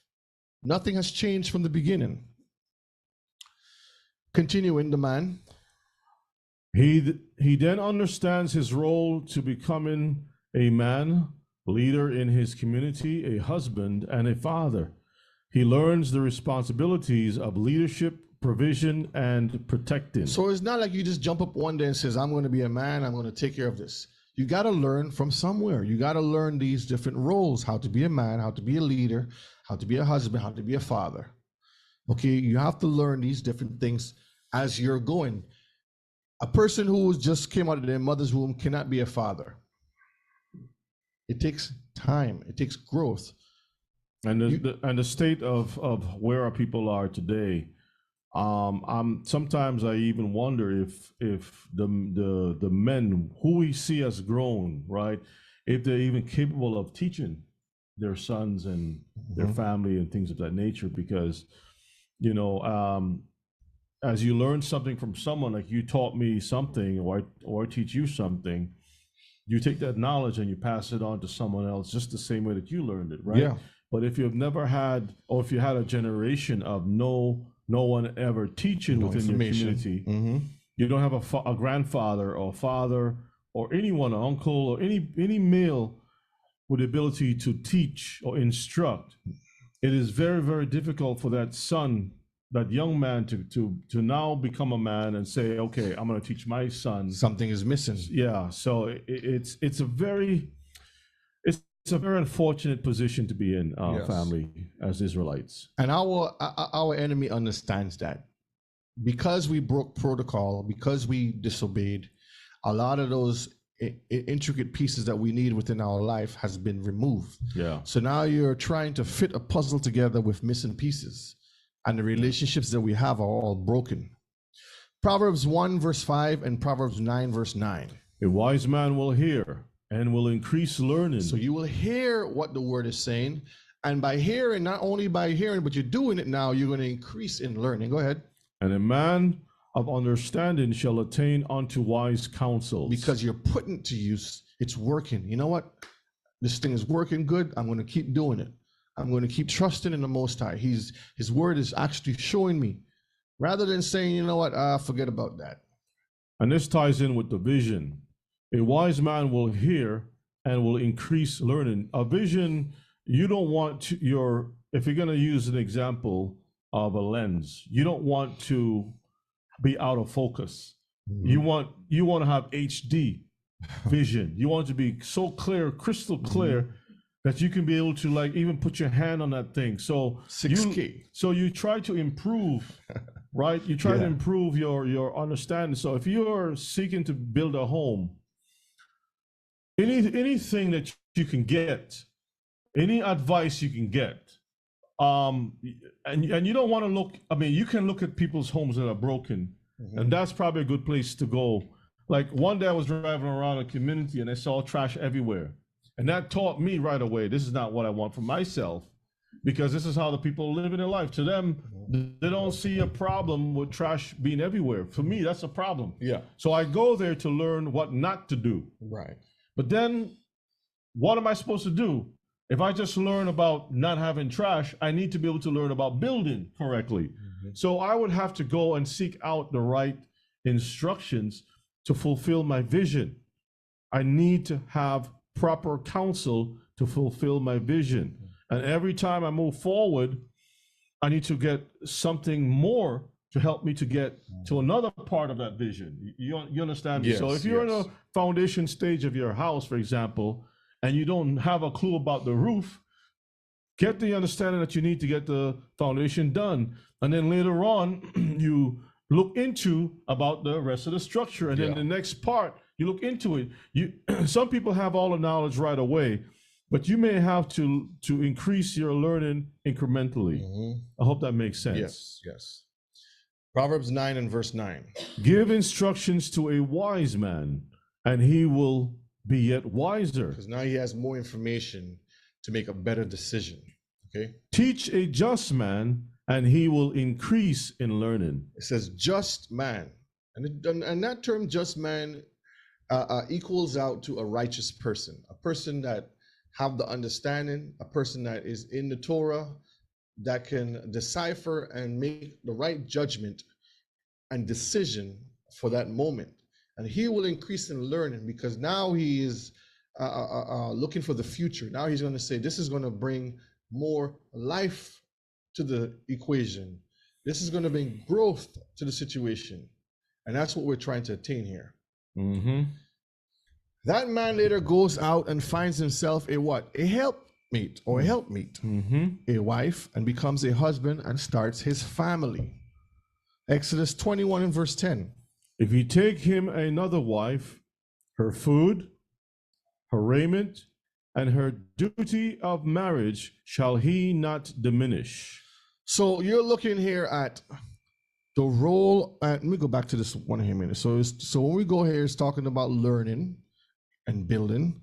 Now that you're past that stage, now you're ready to add helpmeet. There are requirements for that. Food, raiment, duty, these things you shall not diminish. Okay, when it's 1, 2, 3, you have that responsibility now added to the plate, because this person, as your employee, have to eat, they have to sleep. Now let's look at those three for just for a brief moment, especially with the food part. Now the man may be able to have the finances through a job to provide food on the table. He may be in a position of not having a job per se, but he may be a farmer. He doesn't, he has the ability to put food on the table, whether it's from farming or just purchasing the food. But that's something that must be kept in mind. As long as there's food on the table, that role has been fulfilled. That requirement has been fulfilled. Her raiment, either can purchase it or have it made or something along those lines. He has fulfilled that requirement. Her duty of marriage, that's intimacy. Now you can't outsource that. That is something that you definitely have to. But it requires, when it says her duty of marriage, it requires paying attention to the needs of the woman. Because there's some men who are what you call wham bam type of men. That's And it. those type of men, they have not invested time to learn about their wife. Just like you have a piece of property, right? Wham bam, thank you, ma'am, Ima. Yeah. So yeah, Ima's saying that, not me. So so what that means in real sense, right? When you have a piece of property, there are parts that's going to be dry, parts that's going to be wet, parts that's going to be have trees, parts that's going to have grass, different things of that Rocks, nature. yeah, different So terrains. rocks, different terrain. So you have to study and learn about the terrain to see where is the right, how to cultivate, how you can bring forth the best yield or the best use of that property. Bring forth life and on when your you property. when you study it, it's going to yield to you. But if you just throw things in the wrong spot, do things the wrong way, you're never going to have anything good from it. So a lot of times men don't know anything about how to be intimate. And therefore, that relationship is a problem. So now she may have ideas in her head or have regrets in her head. You don't want to start a relationship with someone thinking of regret. And you know, a lot of our people grow up and they go to social media, they go to the wrong sources to learn about intimacy. But our people, since I've been broken, we're not taught that from children. Is a shh. As a matter of fact, it's just taboo. You know, Don't talk shh. about sex, even though it's running all around you. You've seen pastor messing around, deacon, all kinds of Yeah. crazy stuff. And then when you go in the side of the church, outside the church, the young people are talking little talks, different, and passing pieces of paper and stuff. And they got their own little system, but they don't understand how wrong that is. Yeah. Why things are beneficial when it's operating this way. Why you should preserve, keep yourself chaste, and all the different things. They don't understand these things. And they feel that if I don't grab the hot bun right now off the shelf, I'm going to starve. No, there's other hot buns coming. Yeah. Huh? You get burned, right? You get burned, you get different things. The men have to teach the men, and the women teach the women. This is where we're trying to reestablish order. But it starts with you individually first, and coming together with the other men and the women with the other women, and you learn in righteousness, not off of the system that we grew up on, because it takes time to learn all of these different things. So he says, not diminish, not diminish. That means to say, men, It's a continual. if you don't have the ability to do these things, then you have to really stop and think, can I do these things? Can I perform the work of providing food, clothing, and also intimacy for my wife? That's the only three requirements. All the other stuff that the world is putting on the table is wickedness. Yes. It's vanity. Yes. And you have to be able to provide for another person. In other words, what I'm saying is, we as men may say, you know what, I've been single all my life. I have this job. I'm making $5 an hour. I'm making it. I'm good. I'm comfortable. The minute you add another person, what happens? Now you're struggling. Now you can't buy food properly. Not necessarily. But I'm saying we operate on the basis of being single and not understanding that as you're building, you have to take in consideration the food, the raiment, and the duty, and all these things, that you can maintain what you have. So you live within your means, not out of your means now. And that's what I'm going at. I understand. But the thing is that the reason why I interjected there is because there's this perception that the world has given that you have to have a whole lot to be able to function.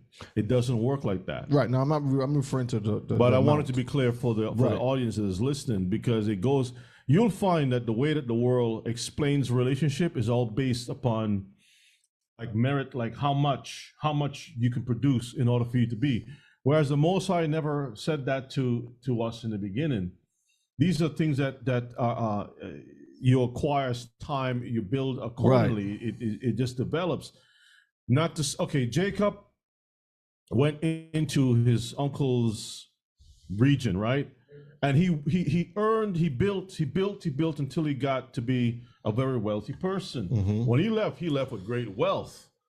in so much he was able to even give Esau a portion of that as a means to get away. Right. It's not like if you need to have these things first. Right.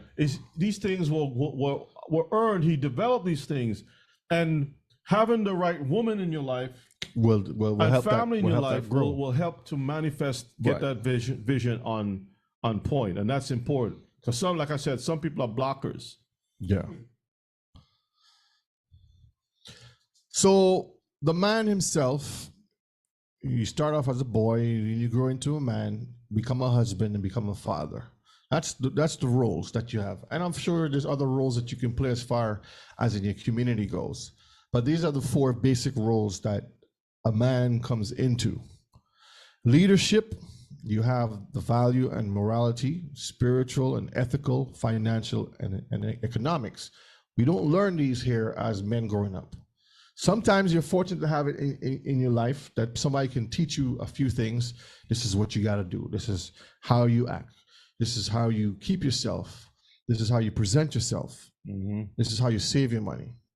So those things that build up to leadership, we need to be able to surround ourselves with people that have the ability to teach us those things. Provision, trades, skills, clothing and shelter, how to make your own stuff, how to provide. Like if you can't make it, maybe you can purchase from someone who makes it because you have a trade or a skill, whether it's gardening, agriculture, construction. You have a means of providing and putting stuff on the table, food, shelter. If you don't have these skills, learn so you can be able to provide not only for yourself, but for your future family. And I want to encourage our brothers who it's kind of you lack confidence in the skills that the Most High is giving you. There are a lot of brothers who have really good skills, but they don't know whether if to put the left foot first or the right foot forward first. You have to step out in faith. You can't be frozen in your own mind. You have to step out on faith. You know what I mean? You really have to just do something, make a move, and you'll see what the Most High is going to do for you. You cannot just stay idly and say, well, I don't know what to do, because you're frozen mentally. You have the skill. A lot of people wish they had skills of some of our people. Women who know how to sew, who know how to do different things, that can turn that into a business. That's the same Proverbs 31 that the Bible talks about. People who have the skill set, but they're not sitting idly. They're taking those things and doing something with it. You're not intimidated. You know, you see an opportunity, you say, you know, I'm going to actually try this. It's like riding a bike. You're going to fall for the first time when you ride a bike.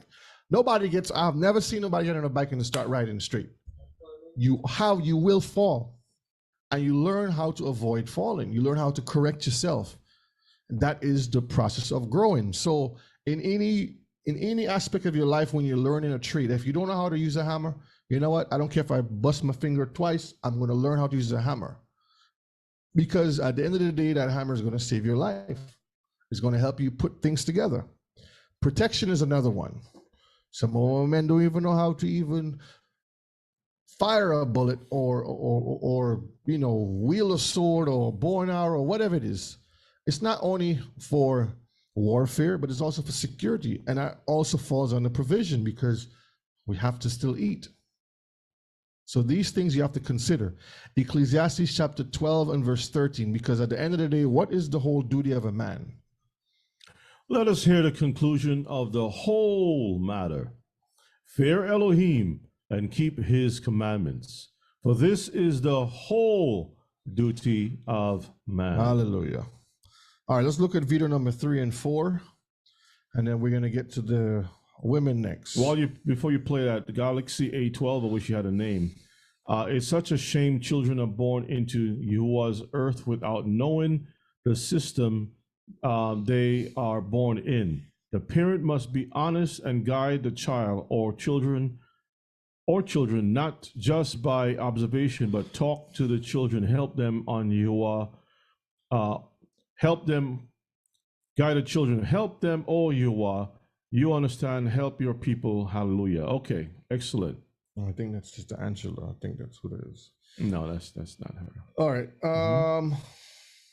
let's listen to video number 3. the biggest mistakes we have in our relationships in the Black community, we want our partners to read our minds. If you're in a relationship with a woman who needs you to read her mind, that is an emotionally immature woman, and you need to end it. A woman should be able to tell a man what she wants and how she feels. And a man should be able to tell a woman what he wants and how he feels, because it goes both ways. Whenever you're in a relationship and somebody expects you to read their mind, as I've often said to sisters, I'm a psychologist, not a psychic. You understand? I observe and evaluate. I can't read. You see? So tell me how you feel. The reason why a lot of sisters would rather us feel them out than communicate to us how they feel is they're afraid of rejection.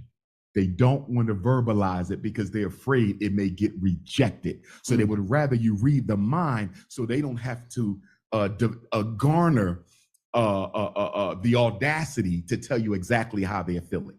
In other words, when we get into a relationship where we never argue and there's no type of conflict or disagreement, that's a trap. You know why that's a trap? Everybody has a pain body. You got one, I got one, they got one. What is a pain body? That is an energy that you carry within your soul. So you learn, you have these things build up inside you. He may have different terms for it, but you have things from your past that's built up inside of you. And now when somebody pushes those buttons, it comes out. It's a deep part of your unconscious that contains the memory of every negative experience you ever had in your life. From the time you got bullied, you know, from your father spanking you in front of your friends, your girlfriend cheating on you, everything you went through negative is in this pain body, right? You have one. Everybody got one. If you've never seen it activated in your queen to be, it ain't time to get married yet, because you have to determine whether or not you can live with her pain body when it gets activated. See, this is where we date for 5 years and everything been great. We moved in for 1 month. Now we getting a divorce. You know why? Because it's easy to date when y'all don't have to share the same space. Pause. How do you get those buttons to expose, or those things to be exposed? He's gonna tell you. And from the Hebraic perspective, because you're talking about relationships where you can't come in contact with the woman on that level. You follow what I'm saying? Yep. Especially in churchianity. Churchianity will teach, old school churchianity. Modern churchianity is different.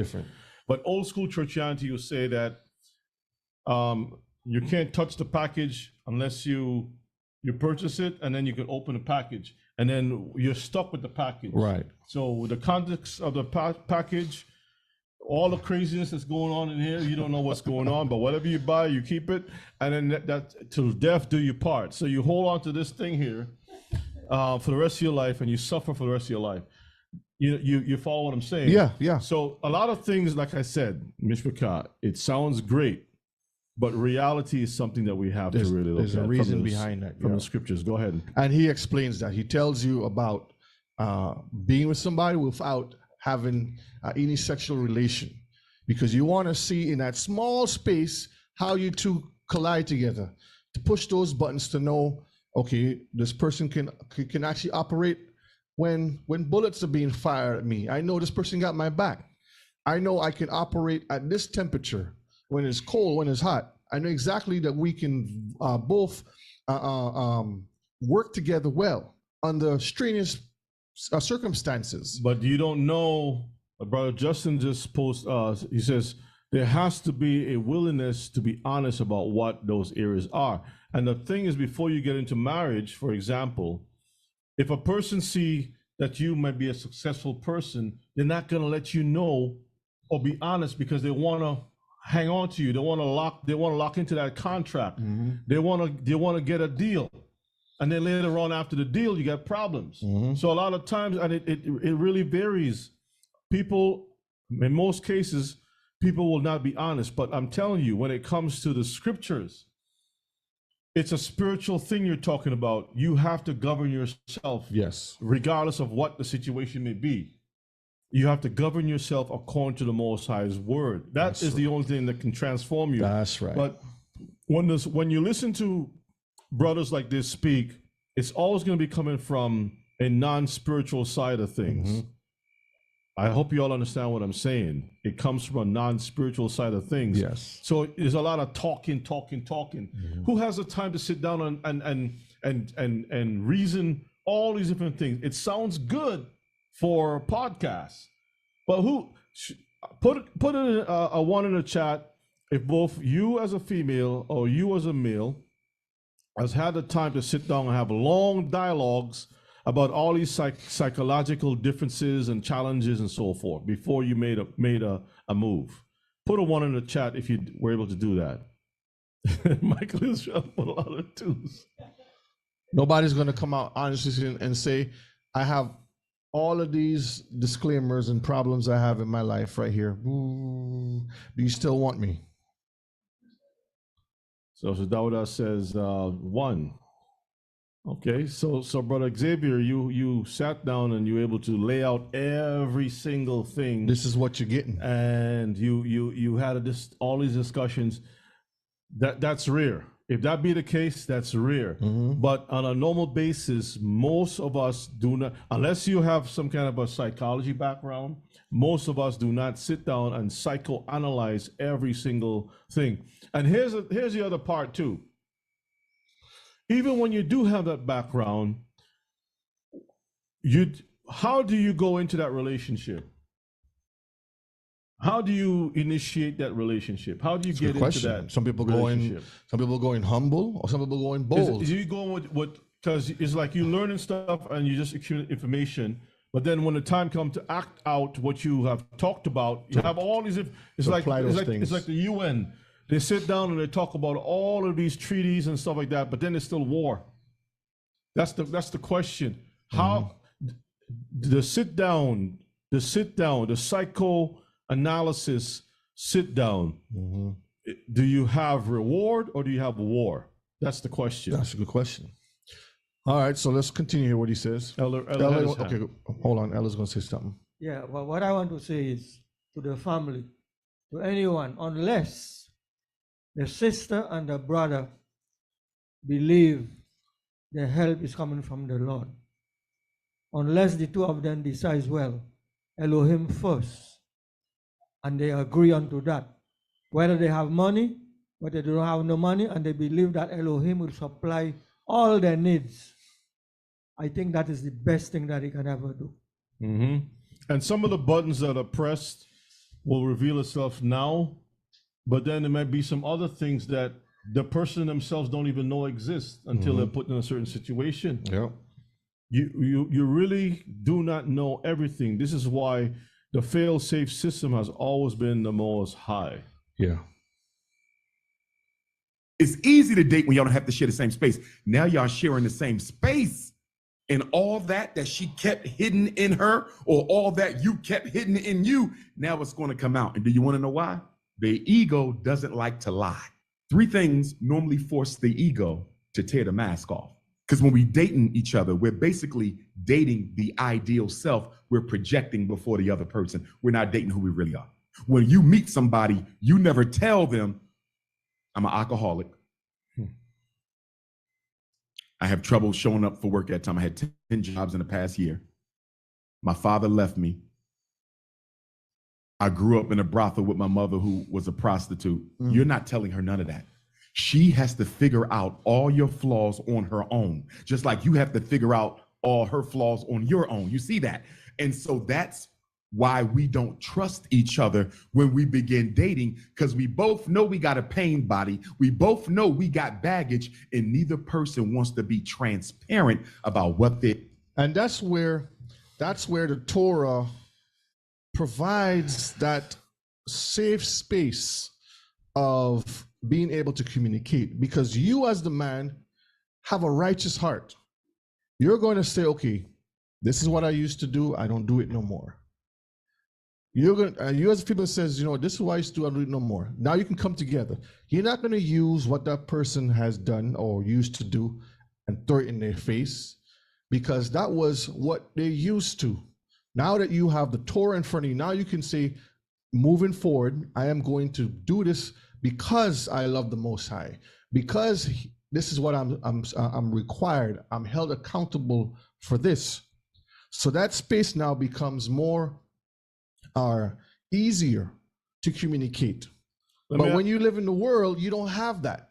Everything is based upon what they put out there, want to ask a question. When when it comes to dating, right, based upon his analogy, right, do people spend, let's say that a person is going to date for about a month. Out of that month or 6 months, let's say 6 months, right? Out of the 6 months you're talking to this person, how much of that do a person spend bringing out the negative to address that first and foremost? Or how much of that It's fixing the problems. is it 80% addressing, I got all these problems? Or when people date, do they just give a lot of the positive things because they're trying to win? Sell themselves. They're trying to sell. Like if I go into, I hope this makes sense. I hope it makes sense what I'm trying to say, because I don't know of too many people who come to a date and says, I have a low self-esteem. You know, you bring out all the bad stuff, and 80% of the time, so that the person can get a better picture of what your struggles are, so that when you get to the marriage, you know, you can work those things out. When you get to the marriage, you know what you're dealing with. It's like a salesman selling cars, right? The car may have certain faults, but nobody's gonna put that, like the cars, it can only go like Elon Musk with the thing. Nobody was telling people that when it gets cold, the batteries don't charge. Nobody's selling that part. They're selling you all the good things. Eco, you know, no gasoline. Oh, I love that. Gas is $4. You're laughing at everybody else. Easy to charge. Just charge the thing up. Yeah. Oh, I can only, did not tell you can only go 3 miles down the street. Nobody wants to sell the bad stuff. How many people actually put 80% of all the things that he's talking about on the table so that you can get a better idea of the trauma? Because he said it best. Everybody has trauma. Buttons. But when you're dating, you don't put the 80 buttons that you have that is negative out there. You switch it around. You want the person to see you in the most positive light. And then you tell them, both male and female now, I'm not even talking about females alone. Both the males and the female will always sell themselves in the best light. That's the bottom line. So the things that has been mentioned here is okay to some point, but I'm just sharing the reality with you. I don't want our people to operate with, like, if I'm a psychologist and we have to take the psychological approach to relationship. That never works. It never works, because if you really look at psychologists, most of them don't even have a relationship. No. Most of them are divorced. Yep. Please tell me if I'm wrong, correct me. I'm willing to be corrected. Most psychologists are divorced. We married several times or single, but yet they have all the answers. And that's a trend we see in society itself. Mechanic have the worst car, the electrician have wires hanging all over the place.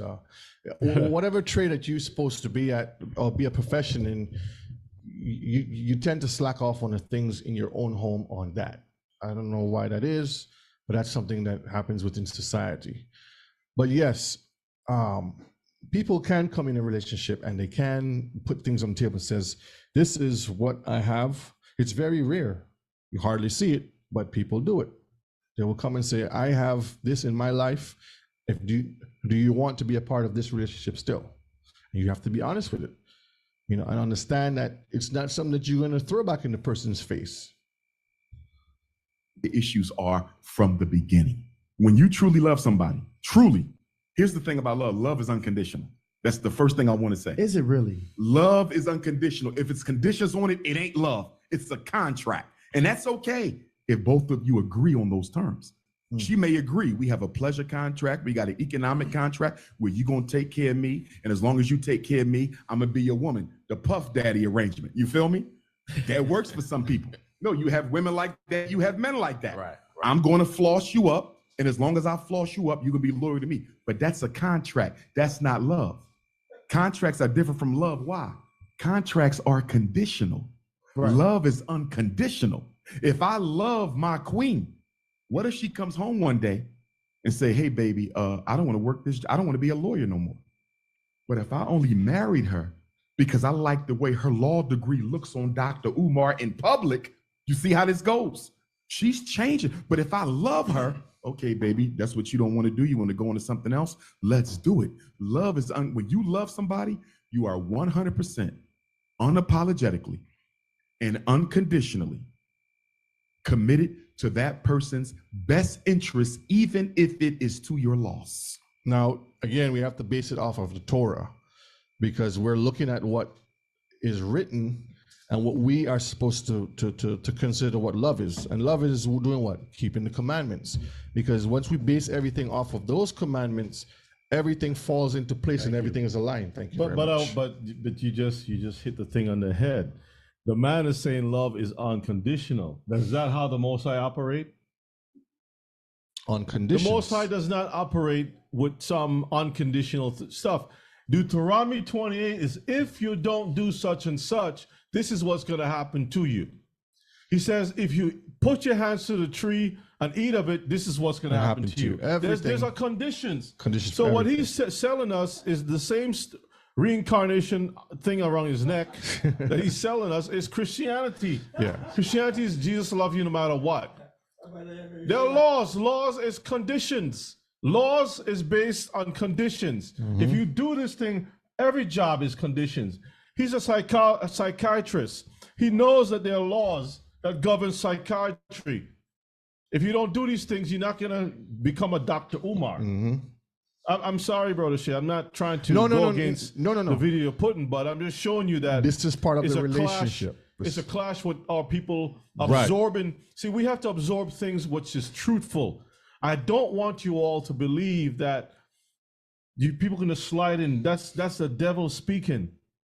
You have to understand that the Most High is all about law. Law keeps the whole earth together. If there's no law, there'll be chaos, earthquakes, all kinds of stuff happening. There are laws. And this is where I'm saying to everyone that's listening, Torah is the center. He's not going to say that. He's not going to show that. But he's bringing out the issues from a social point within the system that we live in. But from a Hebrew place of mind that we're supposed to be going, I'm bringing this to show you what the problems that we find in our relationships, because the relationship that we grew up in are not Torah based. So we have all of these issues and problems. So while we're listening to Dr. Umar here, take consideration that it's not from a Hebrew perspective, but he's bringing out some very important things that we have to pay attention to and address it from a Torah perspective. That's where we're going to get the proper healing. So this is where I'm showing. Yeah, Michael Israel says, the minute you say it's unconditional, you're putting conditions on the relationship. You're right, brother. That's the condition. And that's why I'm showing this part of the video, because it's a 3-hour video that I edit out certain things just to bring out, to highlight, to show you in relationships certain things have to take place in order for it to work. So this is one that we are seeing here. There are always conditions to a relationship. The Most High puts stipulations and say, like you said, Deuteronomy 28, the first 15 verses, if you love me, this is going to happen. The next verses after verse 16 down to 60 something, it goes to say the same thing here. If you don't love me, all these things are going to happen. So that's not unconditional. I don't know. This is what I'm saying. I believe in the Creator and his way. That's right. What if your fiance come home and say, listen, babe, I had a long conversation with my ex-husband. I never thought I would look at this again, but we left a lot on the table together. I enjoyed the time we had. I think that man might still be my soulmate. I got to move on. I might still hurt because I loved her, right?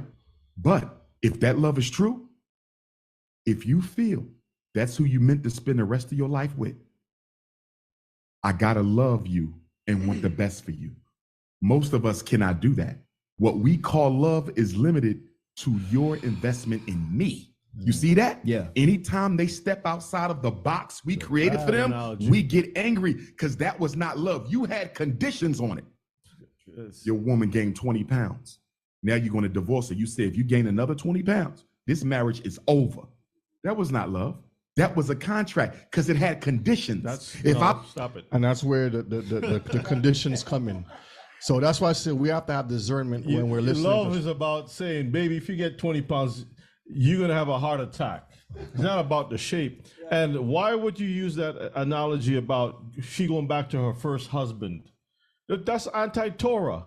You see what I'm saying? It's a mess. So anyway, Brother Shay, I love that woman unconditionally, whether she gained 20, 30, 40, 50 pounds. I'm not going nowhere. Yeah, we might need to have a conversation about her health because I want you around for our children to get married. You understand? Right. But there's no such thing as ending a relationship because you stepped outside of my perfect box. If you loved her, love is unconditional. And most of what we got in the Black community are contracts disguised as loving relationships. How is a man looking to authentically know a woman, her pain body, what she really comes with, to unlock that version of her, and her to unlock that in me as well? How does that happen? First of all, it cannot happen until both of you feel the other person is a safe space for you. So it doesn't happen early on in a relationship. It happens at a point, normally after you guys have been intimate, although I don't think that's a good idea. I think it needs to come before the intimacy because intimacy tends to unlock a lot of that pain. So again, what he's saying is in the world out there that you have, people tend to get together, they sleep around, and then things start to unlock. So what he's saying is it's good to come together without having the intimacy. That way you can know, living in that small space, what this person is really like when you talking to this person. So you can know if this person can perform the duties. It's like you get a job and the job says you have what was it 90 days or something like that. And if you can't fulfill the contract, then they let you go. But as long as you stay within what you're supposed to do, now you're on permanent. Now you're hired full time. But even with that, even after you've passed the test of the 90 days, right?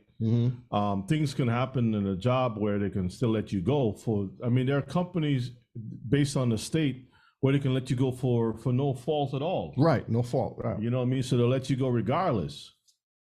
Do you mind pulling up 1 Corinthians 3 and 19? 1 Corinthians 3 and 19. 1 Corinthians 3 and verses 19. Let's see what the book has to say. And this is important with this right there. It says, "For the wisdom of this world is foolishness with Elohim." I'll say it again.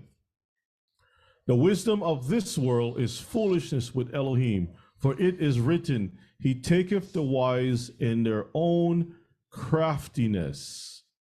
Again and again, you all knoweth the thoughts of the wise, that they are what? Vain. So when we're looking at everything that it has to be the problems that we face. Number one, we have to identify that we're Israelites. A lot of us are still in denial of that truth. That's true. Second, if we are Israelites, what did the Most High give to us for our solutions when it comes to relationship? It's His law, statutes, and commandments. There's no other way around that. Can't go around that. And when we apply those two things, identifying who we are, we're not a Christian, we're not a head top, or what do you call those? Affiliation to we're not a African centrist. We're not all these different things. We're Israelites. And the laws are bound to us from here to eternity. We can't outrun the curses. Then we will start to really see change among us as people, because you would want to serve your king. Now you have a future to look forward to. The march is not working. Everything is not working when it comes to relationships. If we just stay with the word, you can't have a kind of a hybrid relationship with the Most High, part Torah and part world. Part this and part that. That's what Christianity have been doing for thousands of years, and it's not working. This is why they keep having these revolutions in the Christian church. You have all kinds of church fathers. Some are opposing each other. They're having these meetings, and nothing is coming out of it. Let me pull this up right, just to kind of support what you just said a while ago. Deuteronomy chapter 29. We're going to look at verses 13 to verses 15. All right, read that for me. Deuteronomy, what chapter? 29. 29 and 13. To 15. To 15, okay. that he may establish you today for a people unto himself, So we learned that we're Israel. Go ahead. and that he may be unto you a Elohim, as he have said unto you, that as he have sworn unto your fathers, to Abraham, to Isaac, and to Jacob. So that's the formula: Abraham, Isaac, and Jacob.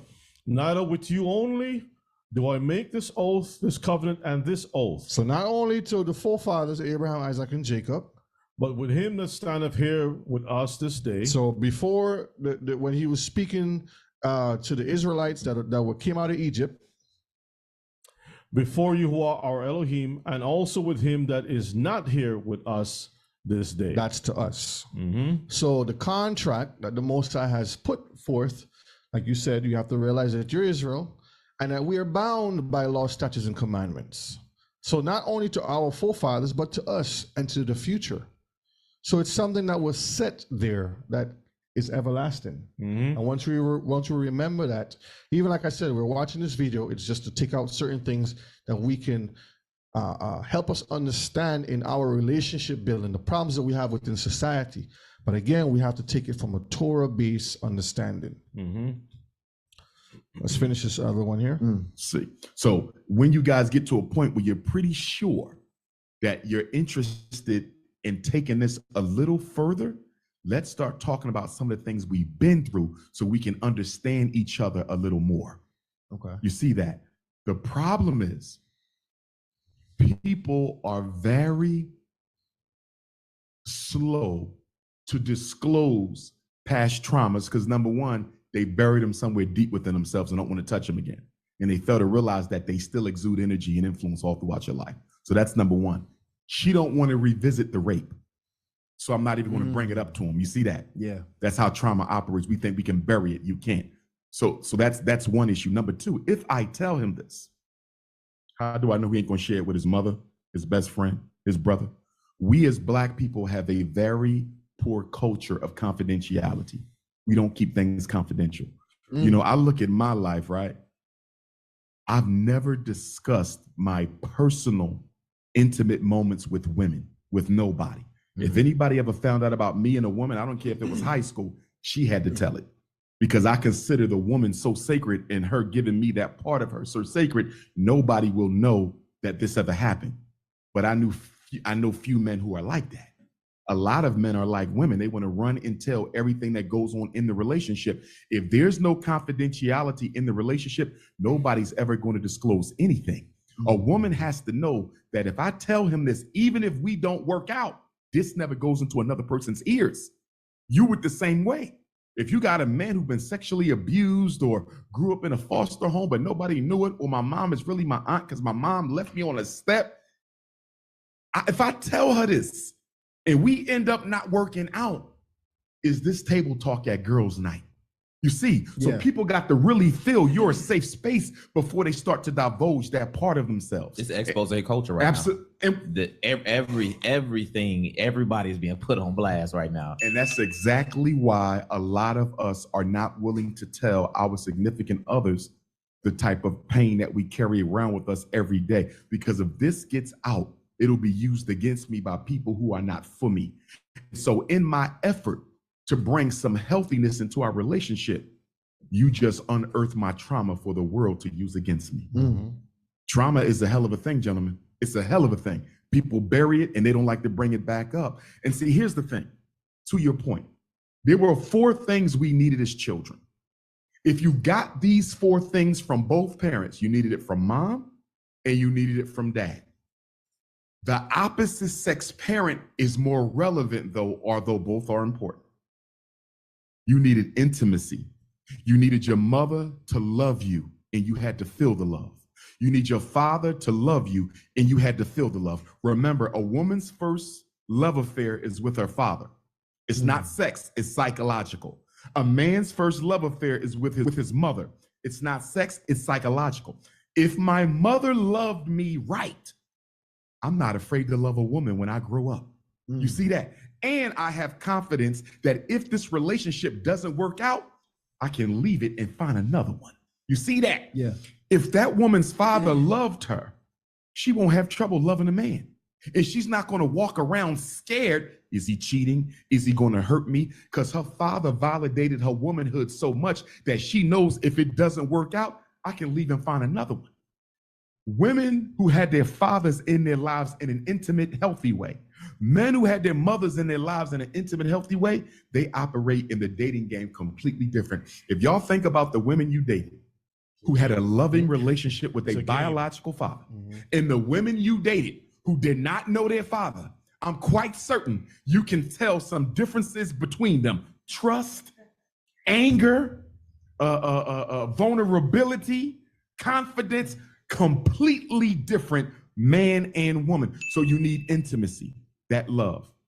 Second thing you need, and these are in no order, availability. Was mom present in your life? Was dad present in your life? Was they at the football game? Was they at the basketball game? Did they come to the birthday parties, or were they absent? Did you have parents who abandoned you? So you got intimacy, you got availability, then you also have reciprocity. Did mom and dad do for you, or did you have nothing at all? When your shoes got holes in them, did they get you another pair? You understand that? When you were still hungry at dinner, could you get another plate? Or did you live in an environment of scarcity? So all these things is important because it shapes a person as they're growing up in life. But again, you have to take it from a Hebraic way of understanding. When you have a person built on righteousness, these things. It's rain. Wow, that's rain. These things are well established within your upbringing. So we as people become broken and we come into relationships broken. So he's just highlighting certain things in the physicalness that a lot of our people find issues with or find problems with as they're coming in to relationships. So you got intimacy, you have reciprocity, you have availability, and the fourth one was trust. Could you trust your father when he gave you his word? Could you trust your mother when she gave you? If your mother dropped you off at grandmom's and said, baby, I'm going to the mall. It's 12 noon, I'm gonna be back at 8. But you didn't see her for 8 days later. See that? Yeah. Any trauma. Okay, so that's that one. We go back to the slides. Put this here. All right, now the woman. Go ahead and read that. A woman is taught by her father and mother how to be a woman of Israel first and follows the rules of her father's home. But since we have been in this Hellenistic system, we haven't had that experience. So a lot of us haven't had that experience because, again, we grew up in this system where things are based upon a majority of random cultures that all mesh together. So people are taking bits and pieces of different cultures and creating families. Go ahead. So a woman learns how to be a woman by first seeking the Most High first and learning the laws, statutes, and judgments. By doing this first step, she understands how to love the Creator and values of the creation. So again, it's the same order. You have your parents that brings you up and they instill structure and discipline. And as you're coming to age now, you learn about the Most High. You're putting Him first. You're understanding that you have to start there in every relationship. We did that in the man, now this is in the woman here. Book of Susanna, chapter 1, verse 3, and Deuteronomy chapter 6, verse 7. Her parents also were righteous and taught their daughter according to the law of Moses. So when you have parents that can bring you up in righteousness, this is what should happen. This is the value you have. This is who you are. You're a daughter of Zion. You're supposed to keep yourself this way. You're supposed to act this way. You're instill all of the traits that we're supposed to have when we are coming into this. You're teaching your daughters. Deuteronomy chapter 6 and verse 7. And you shall teach them diligently unto your children. So as parents, we got to teach our children how to be Israelites. And where do we get that from? All throughout the scriptures, it tells you what we should and shouldn't do. And shall talk of them when you sittest in your house, and when you walkest by the way, and when you liest down, and when you risest up. So when we just finished watch that third and fourth video with the doctor, he's going off of the ways of how society has raised children without the Torah. This is how we should raise children with the Torah. So families have structure and order. You understand? Mm-hmm. Psalms 45, verse 9 and verse 10. King's daughters were among your honorable women. Upon your right hand did stand the queen in gold of Ophir. So not only is David talking about a woman coming up in royalty in the kingship, but we as a nation are people of royalty. Mm-hmm. We have to establish that from the beginning. You're an Israelite. There's a standard set. This is how you're supposed to walk, talk, act, keep yourself. There are rules and regulations that we have to keep as a people, a code, right? Mm-hmm. Verses 10. Hearken, O daughter, and consider and incline your ear. Forget also your own people and your father's house. So we have to incline our ear. We have to listen. We have to be obedient. It says, forget also thine own people and thy father's house, because it's talking about how you were raised. Your father raised you a certain way. You take that, and now you're going to be added to a man's home. That's right. And you take what you've learned and you apply those practices, so now you can build up his home. And that's how we have to build our homes, in righteousness. Continuing, the woman. She learns how to love herself, learns how to be a wife and a homemaker, a counselor and a comforter to her husband. The Torah teaches her to understand her role as a helpmeet and understand her responsibility to her future husband. So everything that we are trying to accomplish here is to become better individuals, better people. So when we join homes, when we become families, we become an asset and not a liability. We can fulfill those roles and better equip ourselves as a body to perform in unity for the Most High. I want to interject something here, Brother Shay. The Bible spoke about becoming a living sacrifice. Yes. One of the things that is taught in temple service with sacrifices is that it has to have no blemish. It has to be inspected and proven that it is worthy. But a sacrifice prepares itself or is prepared to be given completely over to another. Let me repeat what I just said.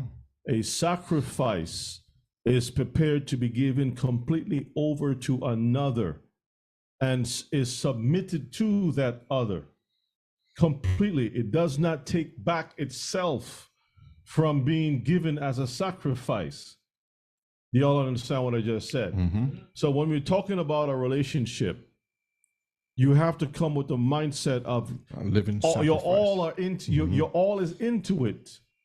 You examine yourself, because when you look at the word, she learns how to love herself. That can be taken from the perspective of vanity. But when you think about, for example, there was a guy in the book of Judges. He was a warrior, and he had told the Most High, if I win this, if you give me victory, whatever I have, I'm going to sacrifice for you. And his daughter came out. And to show you how well behaved his daughter was, the daughter did not complain. She didn't argue with her father. Because she's under her father's authority. She says, Dad, remember what you taught me? I have to follow that. Whatever you said to the Most High, the Most High, is more important than you, and it's more important than me. So a sacrifice, once again, and she was a sacrifice, really.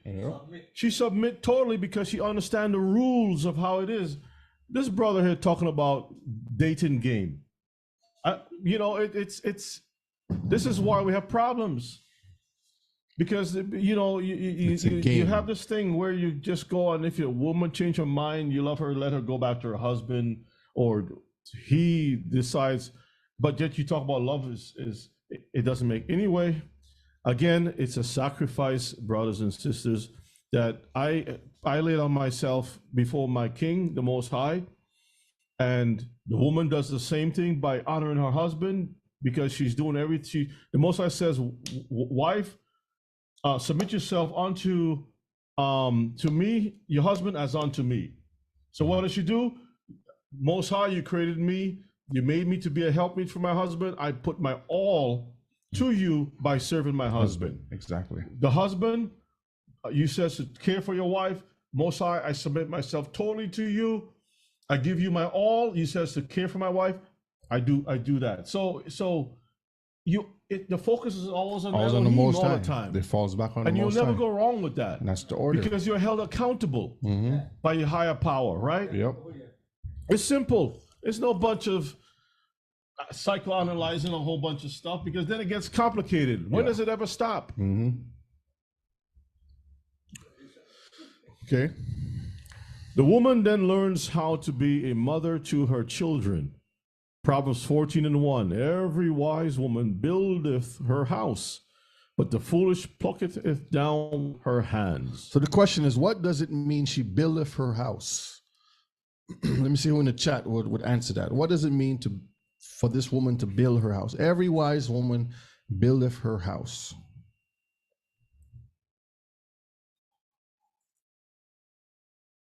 She gets bricks and she go out, she gets the nail and the hammer, and she start building. She teaches and edifies. Anybody else?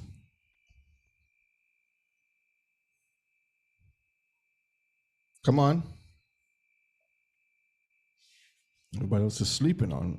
Yeah, on the Mishpachah, chat. there's a lot of work that has to be Helps her done. husband and children. Foundation on the husband is adding to her husband's home what he needs. She humbles herself, Torah life, rape children. So basically, the building of her home is two things.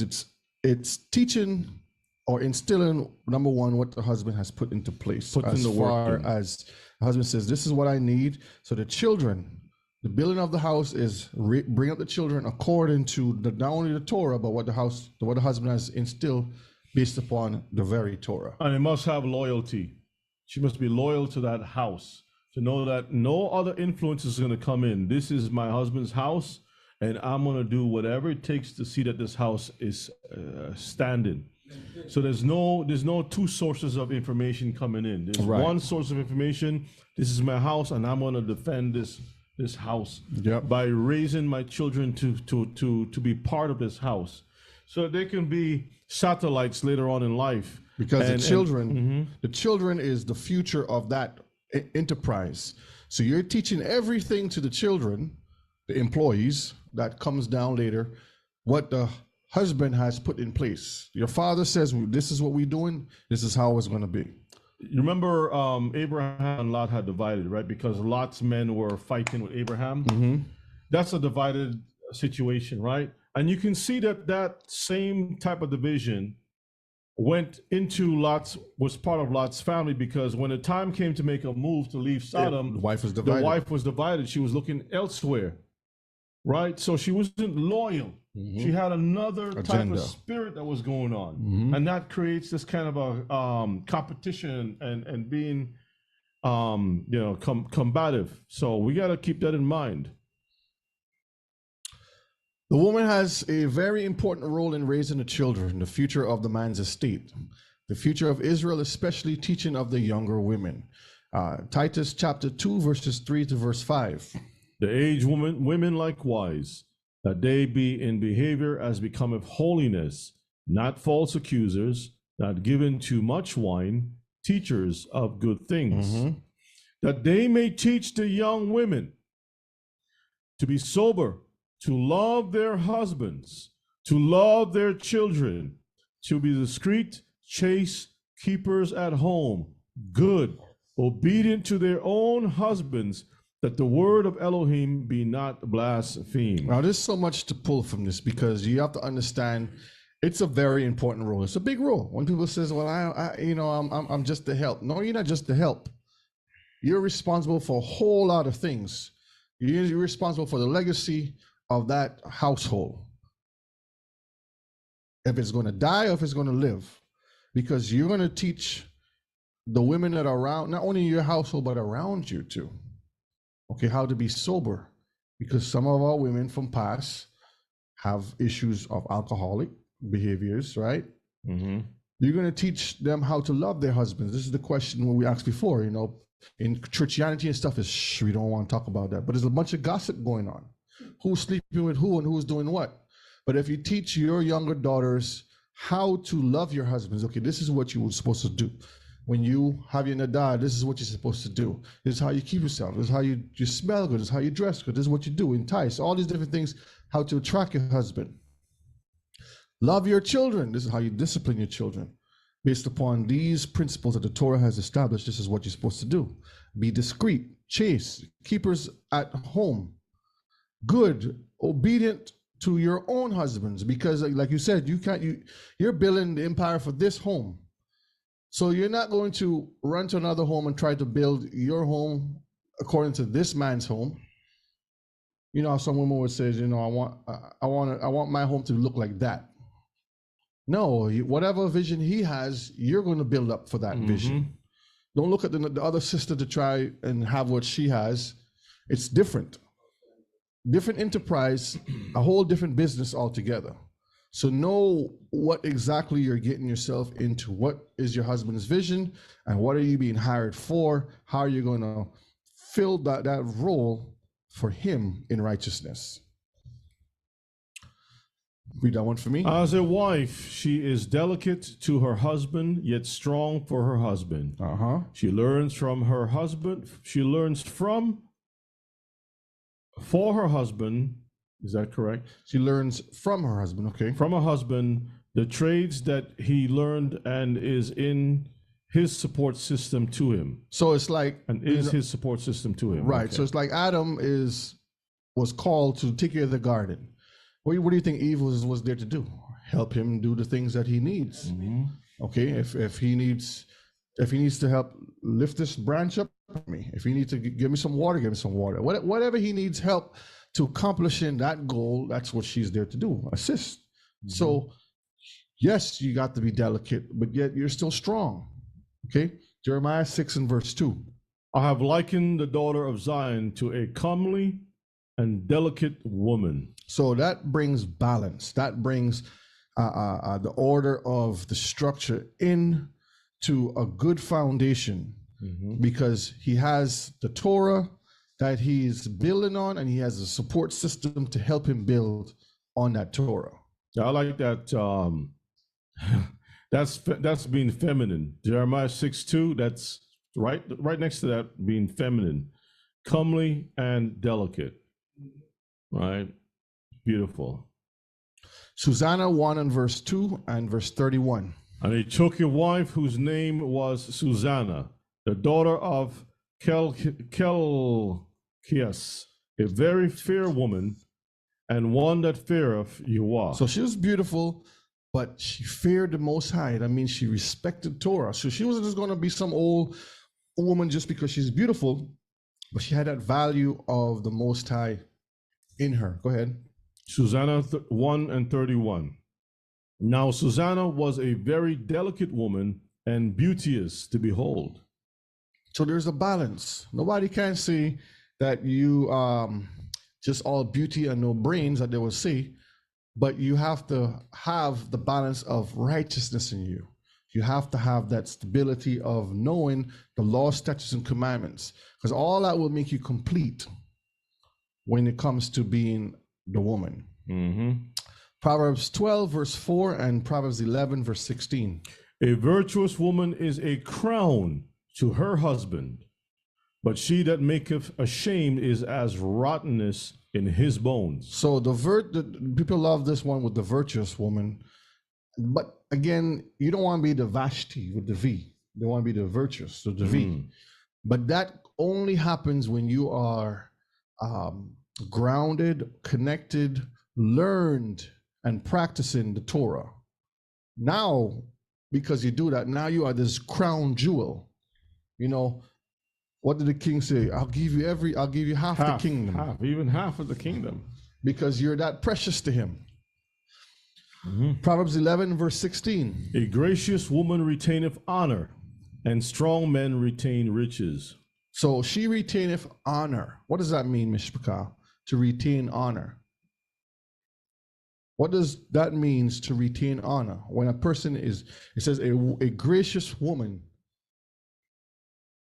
That means she understands the inside and outside of the business, so that she will keep the honor of her husband's business afloat.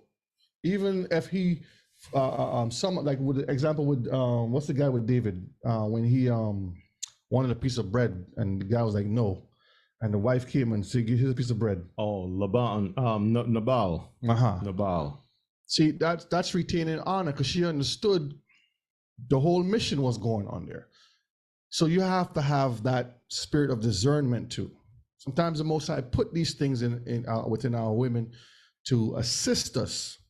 All that thing comes with balance when we have the Torah in us. Without the Torah, you're not going to be balanced. You're not going to retain honor. You're going to be building another person's home. Mm-hmm.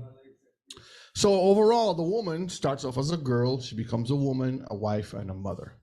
The same 4 basics as the man. Okay.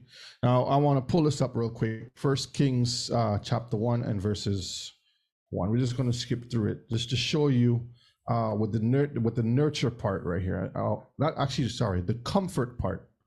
So we'll come back to this in a minute. Let's read this here. First line, teachers. Mothers roles instill the father's vision and the values into the children. That's the role of the mother, right? As she's coming in, she's going to instill the role of her father and to the children. So the children is going to learn everything the father has instilled. That's the first line teacher. So she's a teacher. Teach them how to be obedient, disciplined, successful. All those things fall into line. Then your next role is to be nurturing, because discipline comes first before nurturing. Okay, the ability to nurture brings character and helps social development within a child to be able to thrive with others. That's where self-esteem and all these things happen. You know, a person that has the ability to go out and says, yes, you know, I can do this. But when you don't have the right nurturing that was given to you, you tend to shy away. You tend to have the ability to speak up. You're a little more timid. You're afraid. Comfort. Her skills is also about comforting. This skill set is not only for the children, but also for her husband. Okay. Now let's look at 1 Kings. This is just for this example of the comfort here. 1 Kings, read verse 1 to verse 3. Actually, verse 1 and 2. Just verse 1 and 2. Now King David was old and stricken in years, and they covered him with clothes, but he got no heat. Wherefore his servant said unto him, let there be sought for my lord the king a young virgin, and let her stand before the king, and let her cherish him. Let her lie in your bosom, that my lord the king may get heat. Jump down to verses 4. And the damsel was very fair, and cherished the king, and ministered to him, but the king knew her not. So it wasn't for something sexual, like people would think. Oh, King David just wanted to get some heat, so he bring a young virgin in. It wasn't about that. But it was more about keeping the man alive. Yeah. Okay. So that was the comforting part of that. I just wanted to highlight. There's more to it, but that's just, I wanted to highlight the comfort part of it. Now notice no prophet showed up to say, David, or to say to these men, you're going to cause our Lord to sin. And also, what happened to the 18 wives that David had? How come none of them was able to give him the heat that he needed to keep him going again? But that's another class. I'll leave that alone. There's so much you can unpack from that, but I just wanted to highlight the comfort part on it. Again, we have to understand we are a broken people coming back into the law, statutes, and commandments. So I'm trying to help us build relationships in righteousness. So look at these last 2 videos here. I think it's, hold on, this is the last 2 videos. Let's see, I'm trying to hurry up here. Where's my video at? Okay, let's look at these here fast. We got from our parents, especially the opposite sex parent, we carry over into our dating relationships. This is why nobody should be marrying anyone if you didn't meet their parents, because you got to know who made them, because you're going to begin to see into their trauma just by being around mom and dad for a couple hours. Which is another reason why I don't think people should get married before they live together. Now, I know the church and the mass. Yes. Okay.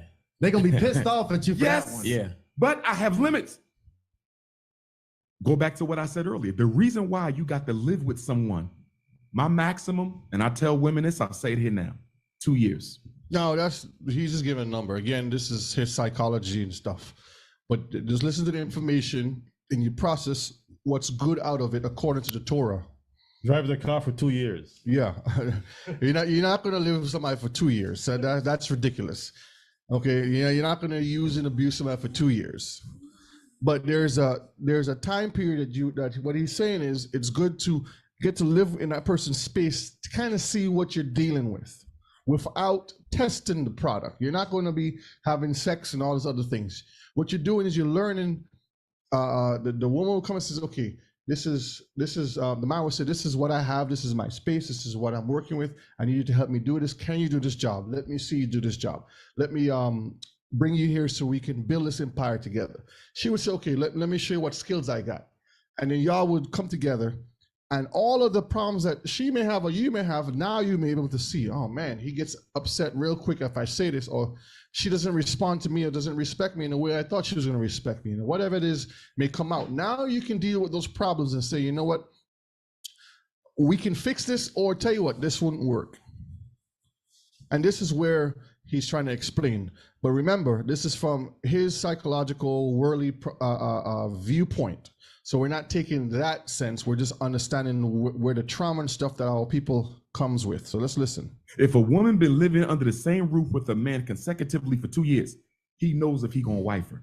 Facts. First of all, we men, after about 6 months, you got a pretty good idea whether this is, you understand? Absolutely. After a year, you pretty certain, but you might drag it out just in case she got some skeletons that need to pop out in the, you see, right? Right. But after 2 years, a man knows. So when I talk to women who say, yeah, I've been living with my baby daddy for 5 years, he said he's still not sure. He's sure. He just don't want to tell you because he don't want to let you go free because he know how good of a woman you are and he don't want nobody else to experience that. A man knows 2 years is my limit. But the reason you got to live together is what I said earlier. We know how to be the best actor Hollywood ever created when we don't have to share space. If all I'm doing is picking you up, going to dinner, going to the movies, going to the Hawks game, going to the Falcons game, going to vacation to Bermuda, we have a pleasure contract. We about to turn this into an official relationship? Well, guess what? I got things about me I don't really want you to know. But guess what? Now you live with her. You under the same roof. Now, mind you, y'all been dating for 5 years. It's been great.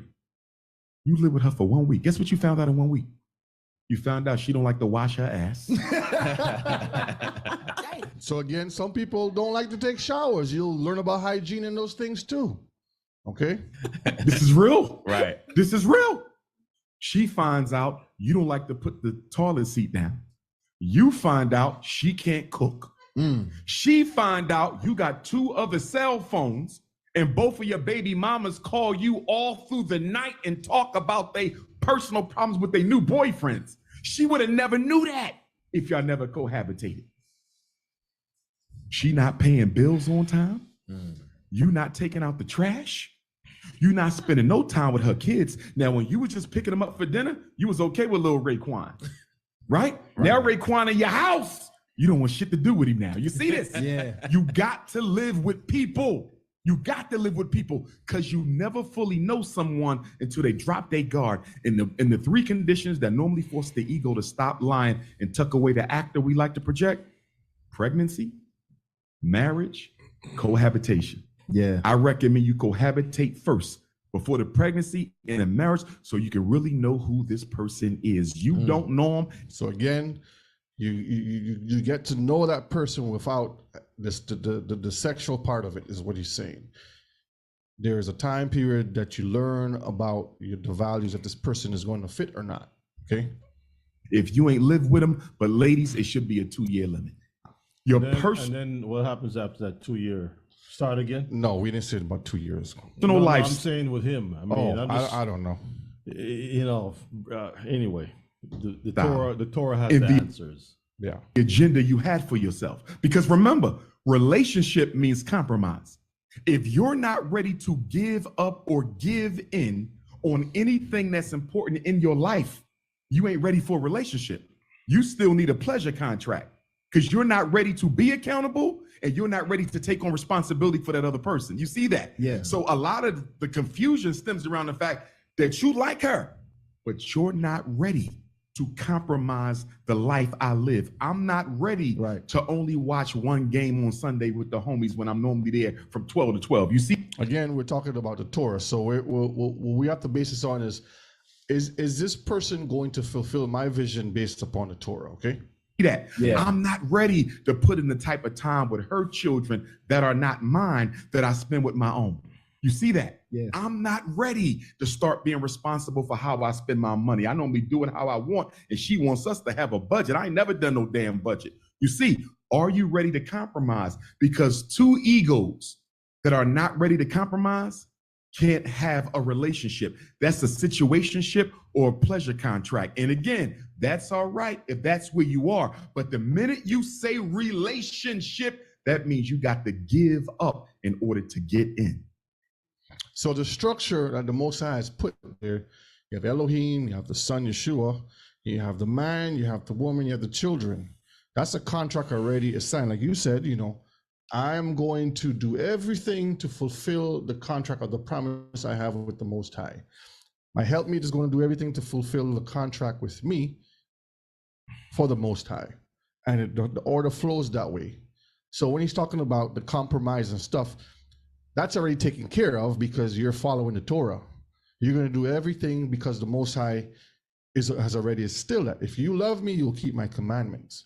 By keeping my commandments, you're going to follow everything and the relationships will grow.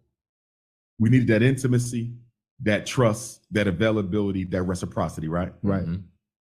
If you didn't get them, you will spend the rest of your romantic life trying to get it fulfilled through people who are not your parents. This is where you're in a relationship with a woman and you said, I feel like her damn daddy. I don't feel like her man. She needs me to raise her. The woman says, he's a little boy. I feel like more of his mother than his wife. You know why? They have unmet needs and they're trying to get them fulfilled through you. And you need to let him know that you're not his mom and he needs to go back to his mom and work on them issues or find a mother figure to work on them through because you're draining me. You're draining me. The relationship is weighing on me because I'm not just wife. I'm wife and I'm mom. I'm not just husband. I'm husband and I am dad. And this is why you got to meet them parents if they're there. And if they're not there, you better do a thorough psychohistory interview with your mate to be to find out what they went through in their life. Because if you find out there was an abandonment issue, there was an intimacy issue, never felt love, giving up for adoption, foster care, whatever the case may be, there was a trust issue, then you know there's a vulnerability there. And that woman or that man is going to spend the rest of their life trying to get the childhood unmet needs met. The Bible, thing in the Bible, it talks about how the sins of the father will visit the children until the umpteenth generation. Nothing is more true about that statement than in the world of mental health. Got it? So I want to know how a broken Israelite man who don't know if he has two left feet or two right feet can psychoanalyze a broken Hebrew woman to know if she's fit for his house and vice versa. you can't do that unless you have some foundation to that. So anyway. All right, let's watch this other one. Check your partner's unmet needs, because if they were not met, they're going to be looking for them to get met through you. And that's not your job, nor can you meet them, because unfulfilled issues from childhood can only be fulfilled through those parents. So what I want to actually get into here, and good game, way to close that out, man. 'Cause that's good closure on that conversation. I want to talk about the leadership aspect, because a lot of the ladies, we got a lot of ladies always talking about, they're having troubles finding a man that's qualified to lead a family. And when we talk about a man who's qualified to lead, I want you to define the best way you can what you feel a man needs to actually be able to head and lead a household. That's going to vary woman to woman. Some women want an aggressive dictator. Some women want They'll never say that. They won't, but they do. Some women do. Other women want a man who's more of a facilitator, who takes the lead when necessary, but would much rather collaborate with his queen. You follow? So we have to look at the style of husband a woman is looking for. And Now, of course, according to Torah, there's no style of a husband. There's Yeshua, there's the husband, and then there's the woman, and there's the man. So we have to take in consideration, and again, he's going from a psychological, worldly aspect that he's going at. So just bear with it, okay? And to my sisters, I would challenge them respectfully. If the man you want shows up with the ability to lead, do you have enough trust in yourself, in respect for Black manhood, to allow him the opportunity to lead you? Because let me tell you what I've had women tell me in therapy. Dr. Umar, I found a man of my dreams. Takes care of me, takes care of my kids. I don't have to work. I trust him. He don't cheat. No issues. But guess what? I was conditioned by my mother and my grandmother to never depend on a man and never let a man make decisions for you. I know he's what I need.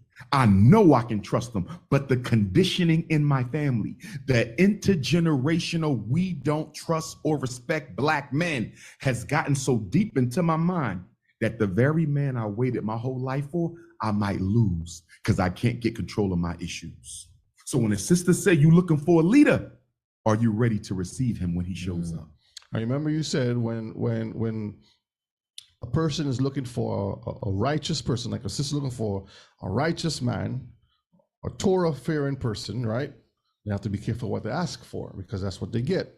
So in the same thing with the relationship, you have to understand not only the level, but the timing of it, to understand that responsibility, that role. Because when you request for something, the Most High, be careful what you ask for, really, of what I'm saying.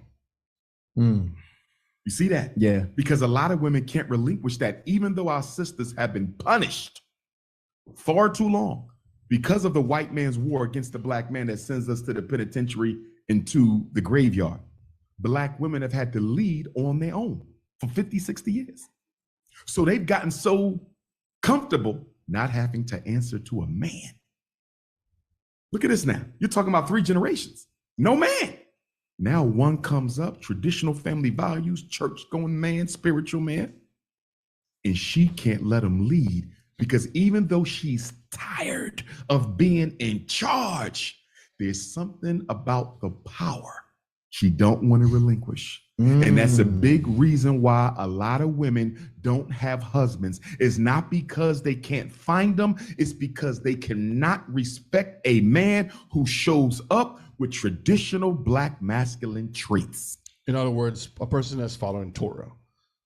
Ooh. In traditional African culture, the man is the man and the woman is the woman. So the whole snapping your neck, cursing me out in public, It ain't gonna work. it's not happening in Nigeria. I'm gonna tell you right now. It's not happening in the Congo. It's not happening. You understand? It's not happening in Botswana. You see? So if the sister wants, and don't get me wrong, they won't have to work. Those brothers on the continent and many of the brothers in the Caribbean, they are that traditional Black masculinity that our sisters crave. But are you humble enough to receive that? You'll get what you want, but can you let them lead? Because that goes against the dominant trend of thought coming out of the radical Black feminist camp, where you don't answer to no man, you don't take orders from no man, you don't even make a decision with a man. You are in charge. He is the enemy. So if you're a Black woman coming from a radical Black feminist tradition, the last thing you want is a African or Caribbean brother, because they're not having that. You're going to respect them and they're going to respect you. You see, in America, cooking may be something that women consider to be beneath them. In Africa, our sisters guard the kitchen. They don't even want you in it. They proud because what you consume keeps your spirit alive. So they are very protected. The kitchen is almost a sanctuary. In America, oh, I don't feel like cooking. And you see, so it's a whole different orientation. So the same thing for brothers. If you want a sister with old-fashioned female traits, go to Africa, go to the Caribbean. You'd be surprised what's over there. Things have It's changed. the same. It's the same all over. But all right. So this is what I want to kind of focus on tonight before we close. There's a questionnaire thing that we put together. Maisha and I and my sister here, we put together as far as the relationship questionnaire. Men, when you're ready to find a helpmeet or wife, or another helpmeet, another wife, these following questions should be asked. So when I present this here, you can go back over and you can look at the questionnaire, the list, and this should help you better make decisions in coming together, okay?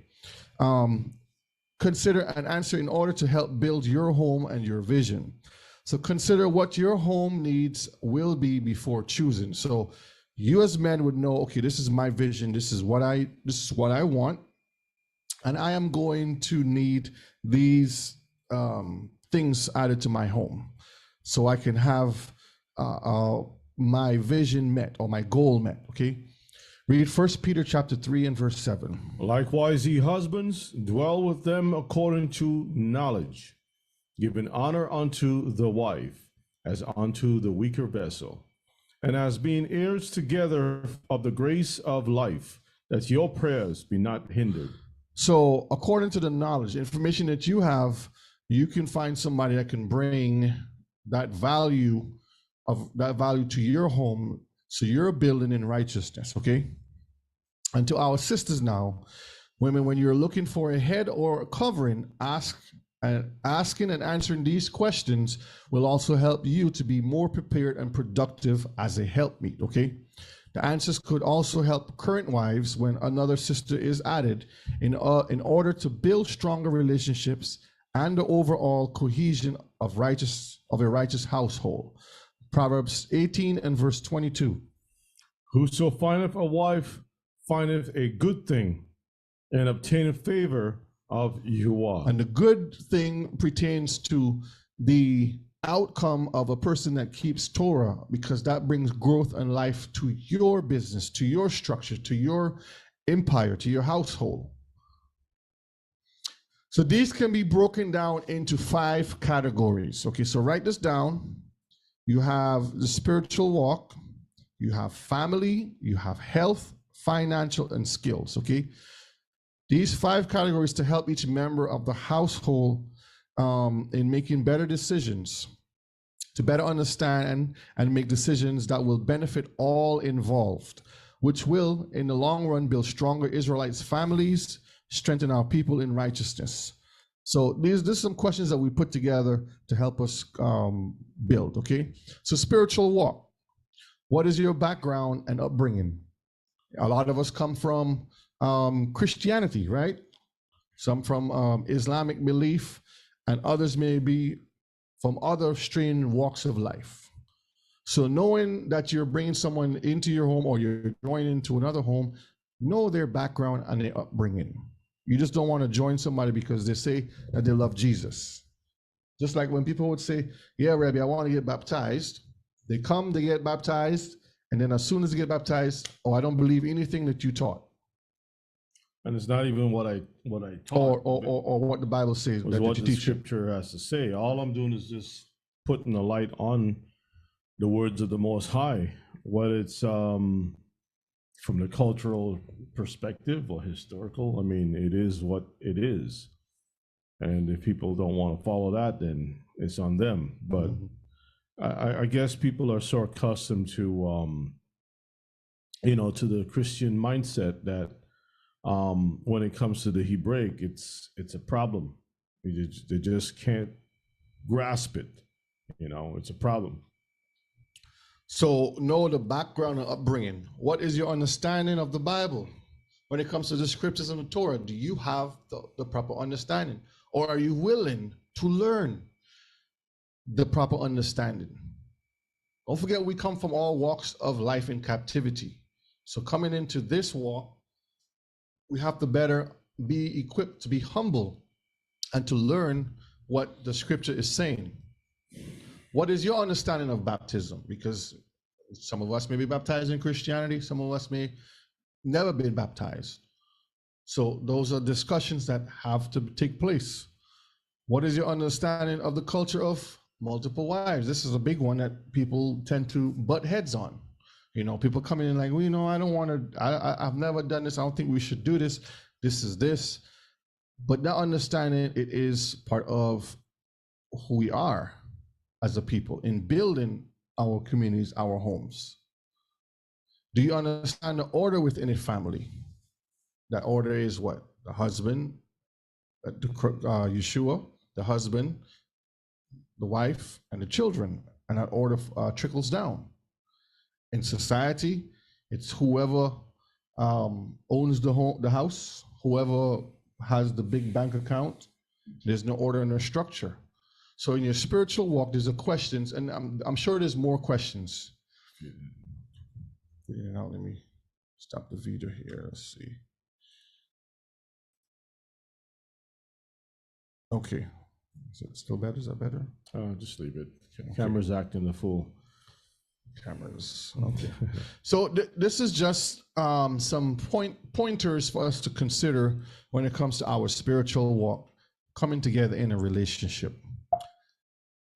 Okay. The next one is going to be family. Do you have children? Because you have broken homes coming from all walks of life. Some women may have children from previous relationships, and they're looking for a covering. So do you have children? How is your relationship with your child or your children, father or parents? In other words, you may have some people that have a good relationship. You know, we separated, the father's over there, I'm over here. We're in good relationship. Or you may have some kind of a crazy background that's going on where the person is sending threats and shooting up the house, and there's law enforcement involved, and there's so much drama back and forth. Do you want to be in that, in the middle of that? These are things that you have to consider when looking or trying to join. What's your parenting skills? Some of us don't have any parenting skills. You have 10 children and you don't even know how to raise one. And then the man has to psychoanalyze the woman through dating for about 2 years of living with her, with the children. And then he has to psychoanalyze all those children to see if they're all fit. I guess that's what has to be done. Yeah, you got all of these different things as far as the parenting skills go, because you have so much backgrounds of this culture. Well, in my culture, because I'm from this island, or I'm from this state, or from that country, we do it this way. But again, we're going according to what the Torah is saying. So understand, we are following the guidelines of how we're bringing up our children, how we're teaching our children. Do you understand the family structure? Again, the family structure is very important, because you're understanding it's Elohim, it's Yeshua, it's the husband, it's the wife, it's the children. That's the order of things we follow. It's not my great-grandmother or my uncle over here and me. It's how the Most High has structured the family. So again, these are just pointers to help us make that decision. We had spiritual walk, we have the family. Now we have health, questions that you would ask. What is your family history? Heredity, health. Some people may have traits of this within their family. Are you willing to take on this person knowing that they may have this sickness, or catch this, or this may come upon them at a certain age? These are questions that you really have to, to think on. Do you have any STDs? Because out there in the world, all kinds of crazy stuff happen. You have past relationships that you may catch something. You may not even have any sexual relation. It may be something from a dirty needle or touching something. All kinds of different things happen when it comes to the health. So these are questions that you have to consider, okay? Personal hygiene practices. Remember you talked about living in a space and find out this woman don't like to bathe her skin or keep hygiene. Some men are like that too. So you have to know, are you a person that keeps yourself clean? Like, hygiene, know how to wash your body, clean yourself, smell nice, dress nice, these different things. Can you have children? Are you looking for a wife that can bear you children? Or are you just adding a cover? Are you just being a covering to a woman that just needs a covering? These are things that you have to consider when bringing people into a family or starting a new family. Do you have children or a child? If any, do they have any health problems?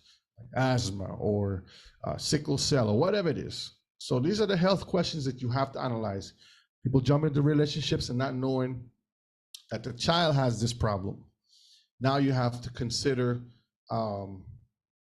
having different, not commodities, but amenities to help for the children, whether you need a certain dialysis machine or whatever it is. So a lot of these things you have to consider. We are coming from all different walks of life. Financial now, what are your goals? Are you going to learn a craft, a trade, starting a business, etc.? Or are you just going to just be a helpmeet to stay at home? These are questions that you have. When you come in, do you want me to work? Am I going to be helping you pay the bills in this way? Do you want me to go out and get a job? Do you want me to do this? These are questions things that you have to speak about and converse. Are you bringing debt into the relationship? I have $500,000 in college bills, and then I have another $500,000 in health bills. Do you still love me?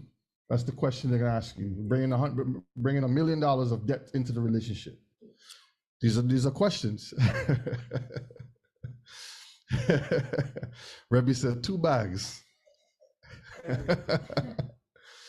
Do you have okay, I've covered the debt. What is your understanding of finances, bills, budgeting, and saving? That is the question. Do you know how to budget?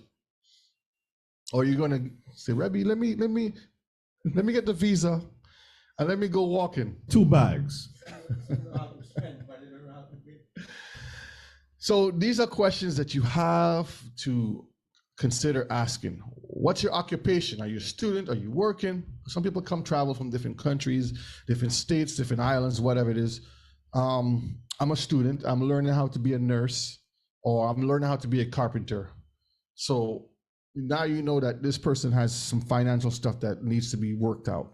Or I'm working, I have a job, I have a degree, whatever it is. These are things that you have to break down and stimulate these conversations to better make decisions, okay? Do you pay child support or have any legal matters? Because some of our men have 10 children and they have child support this big because they was jumping from ship to ship and not understanding being responsible. Those are things that you have to understand. Some women pay child support too. Credit status, loan history. Like, is your credit score a double digit in the 30s and the 90s? That's part of the relationship process these days. Yeah.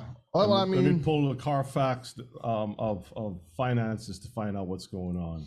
You know, legal documents. Are you from a different country? Do you need help to if you're gonna live under the table? If you're gonna do these different things, a lot of questions have to be answered.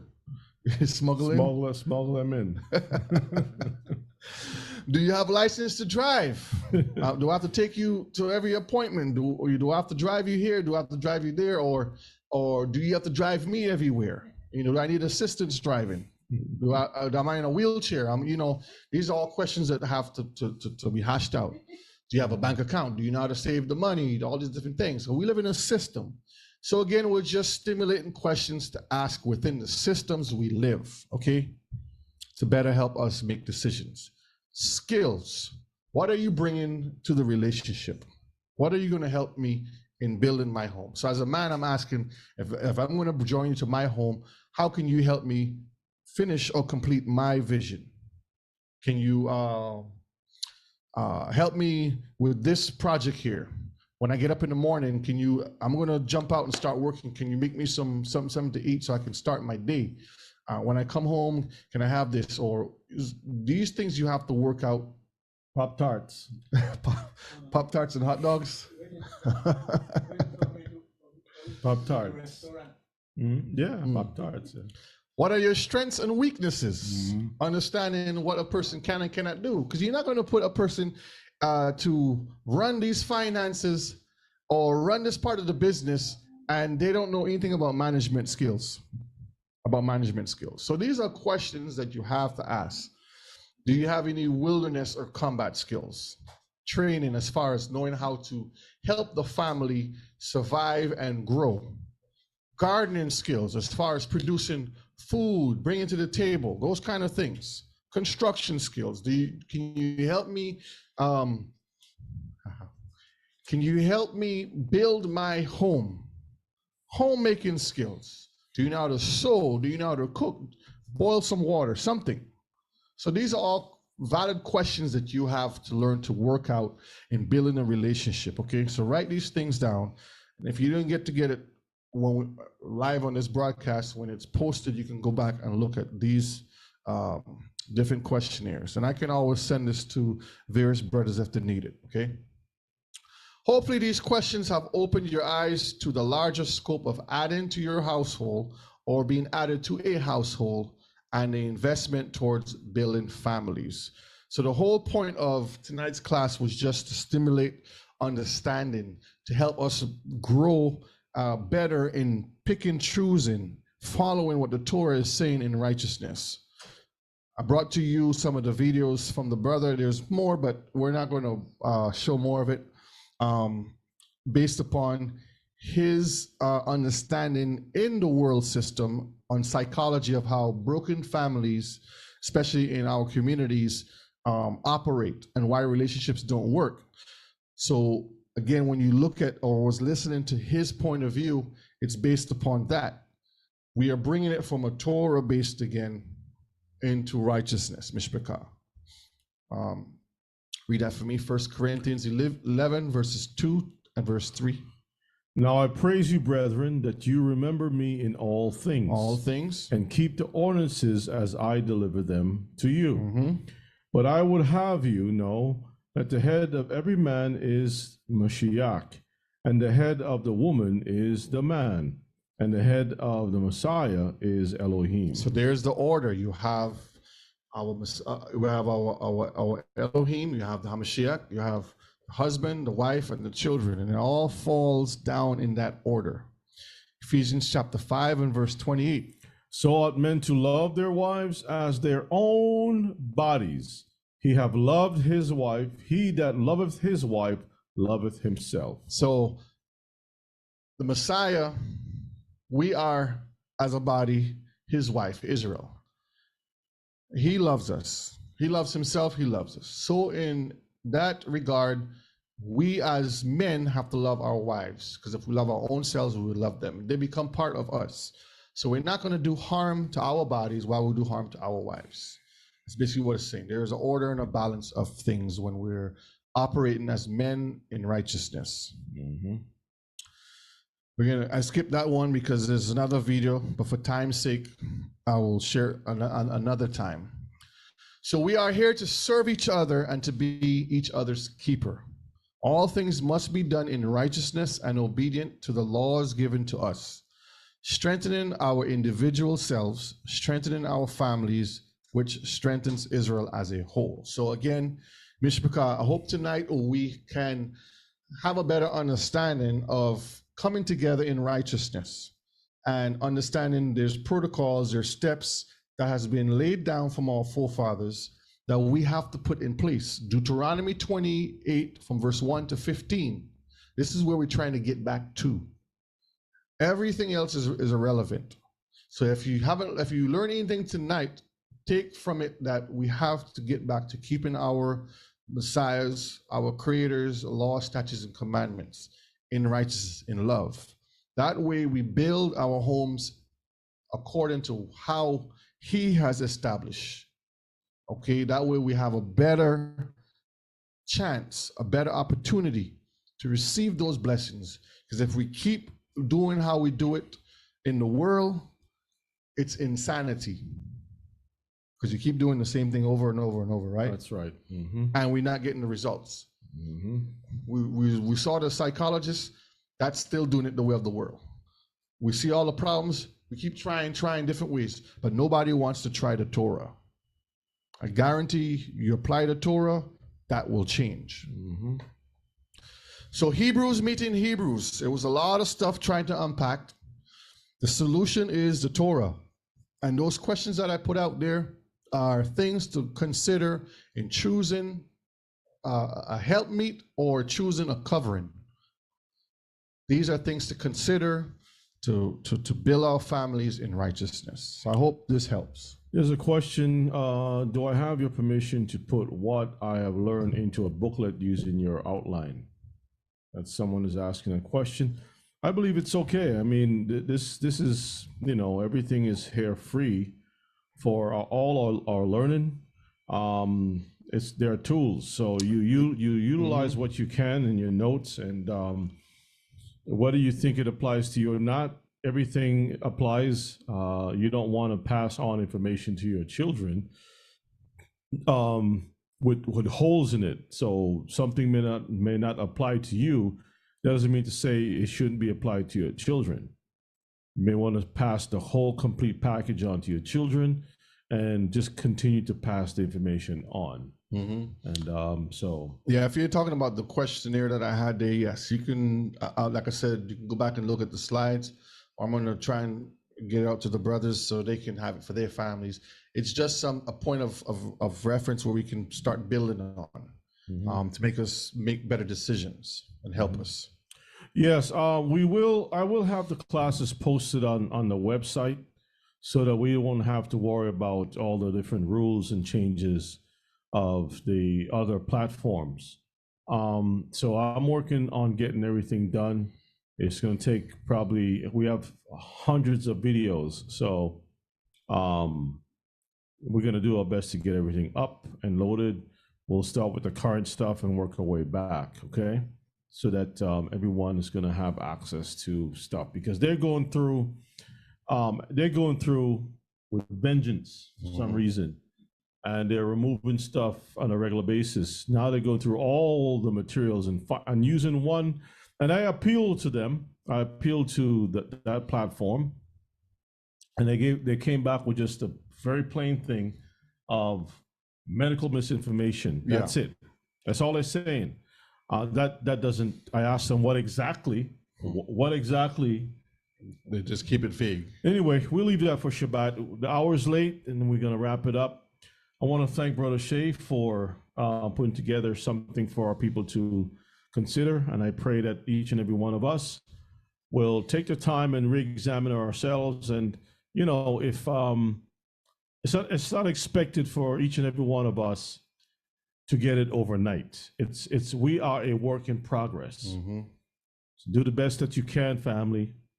And the Most High will help us to make it through. So I want to thank you all for being here tonight, and I'll ask Elder to close with a prayer. Thank each and every one of you for your input in the chat. For those of you who was able to put scriptures and other information, thank you so much likewise. All right, Elder, if you don't mind. Hallelujah. Almighty Father in heaven, we thank you again for the teaching tonight, Brother Oshe, and also our teacher, Brother Yana. We thank you for them. We thank you for the blessing that you have given the Torah that we can learn. We pray that we bless them continually, that they will have more to bring to us.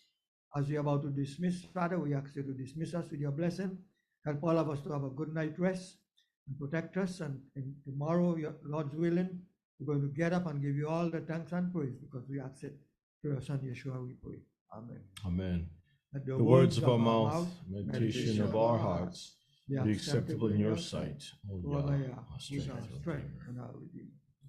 All right, Shalom, Mishpachah, and hopefully we will see on Shabbat. Laila Tov, love you all. Stay strong, stay sharp. We'll see you all on the road to Zion. Blessings.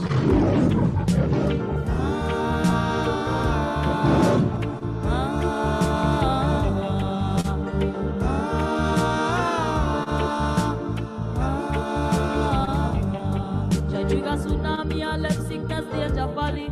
Quick to transgress, play with fire continually. The retinal scans as them advance, so that's technology. Where this up, only one knows the Almighty. Some serial killers, company, woman, laboratory. Eugenics project, side effect, torment the baby. Medicinal bag of chips, we feed the greedy dummy. Marionette of the money power hungry.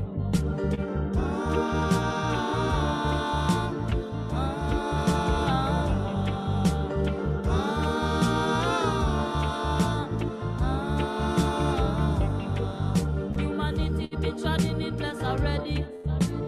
Vanity tailor customize his spaceship. First the other interfere where they should not be. Backfire sit down patient in a them lobby. There's repercussion for just the acts of iniquity. In your cup of indignation there's no pity. There's no remorse and no way out and no sympathy. Continue to run your mouth and now you're gonna see.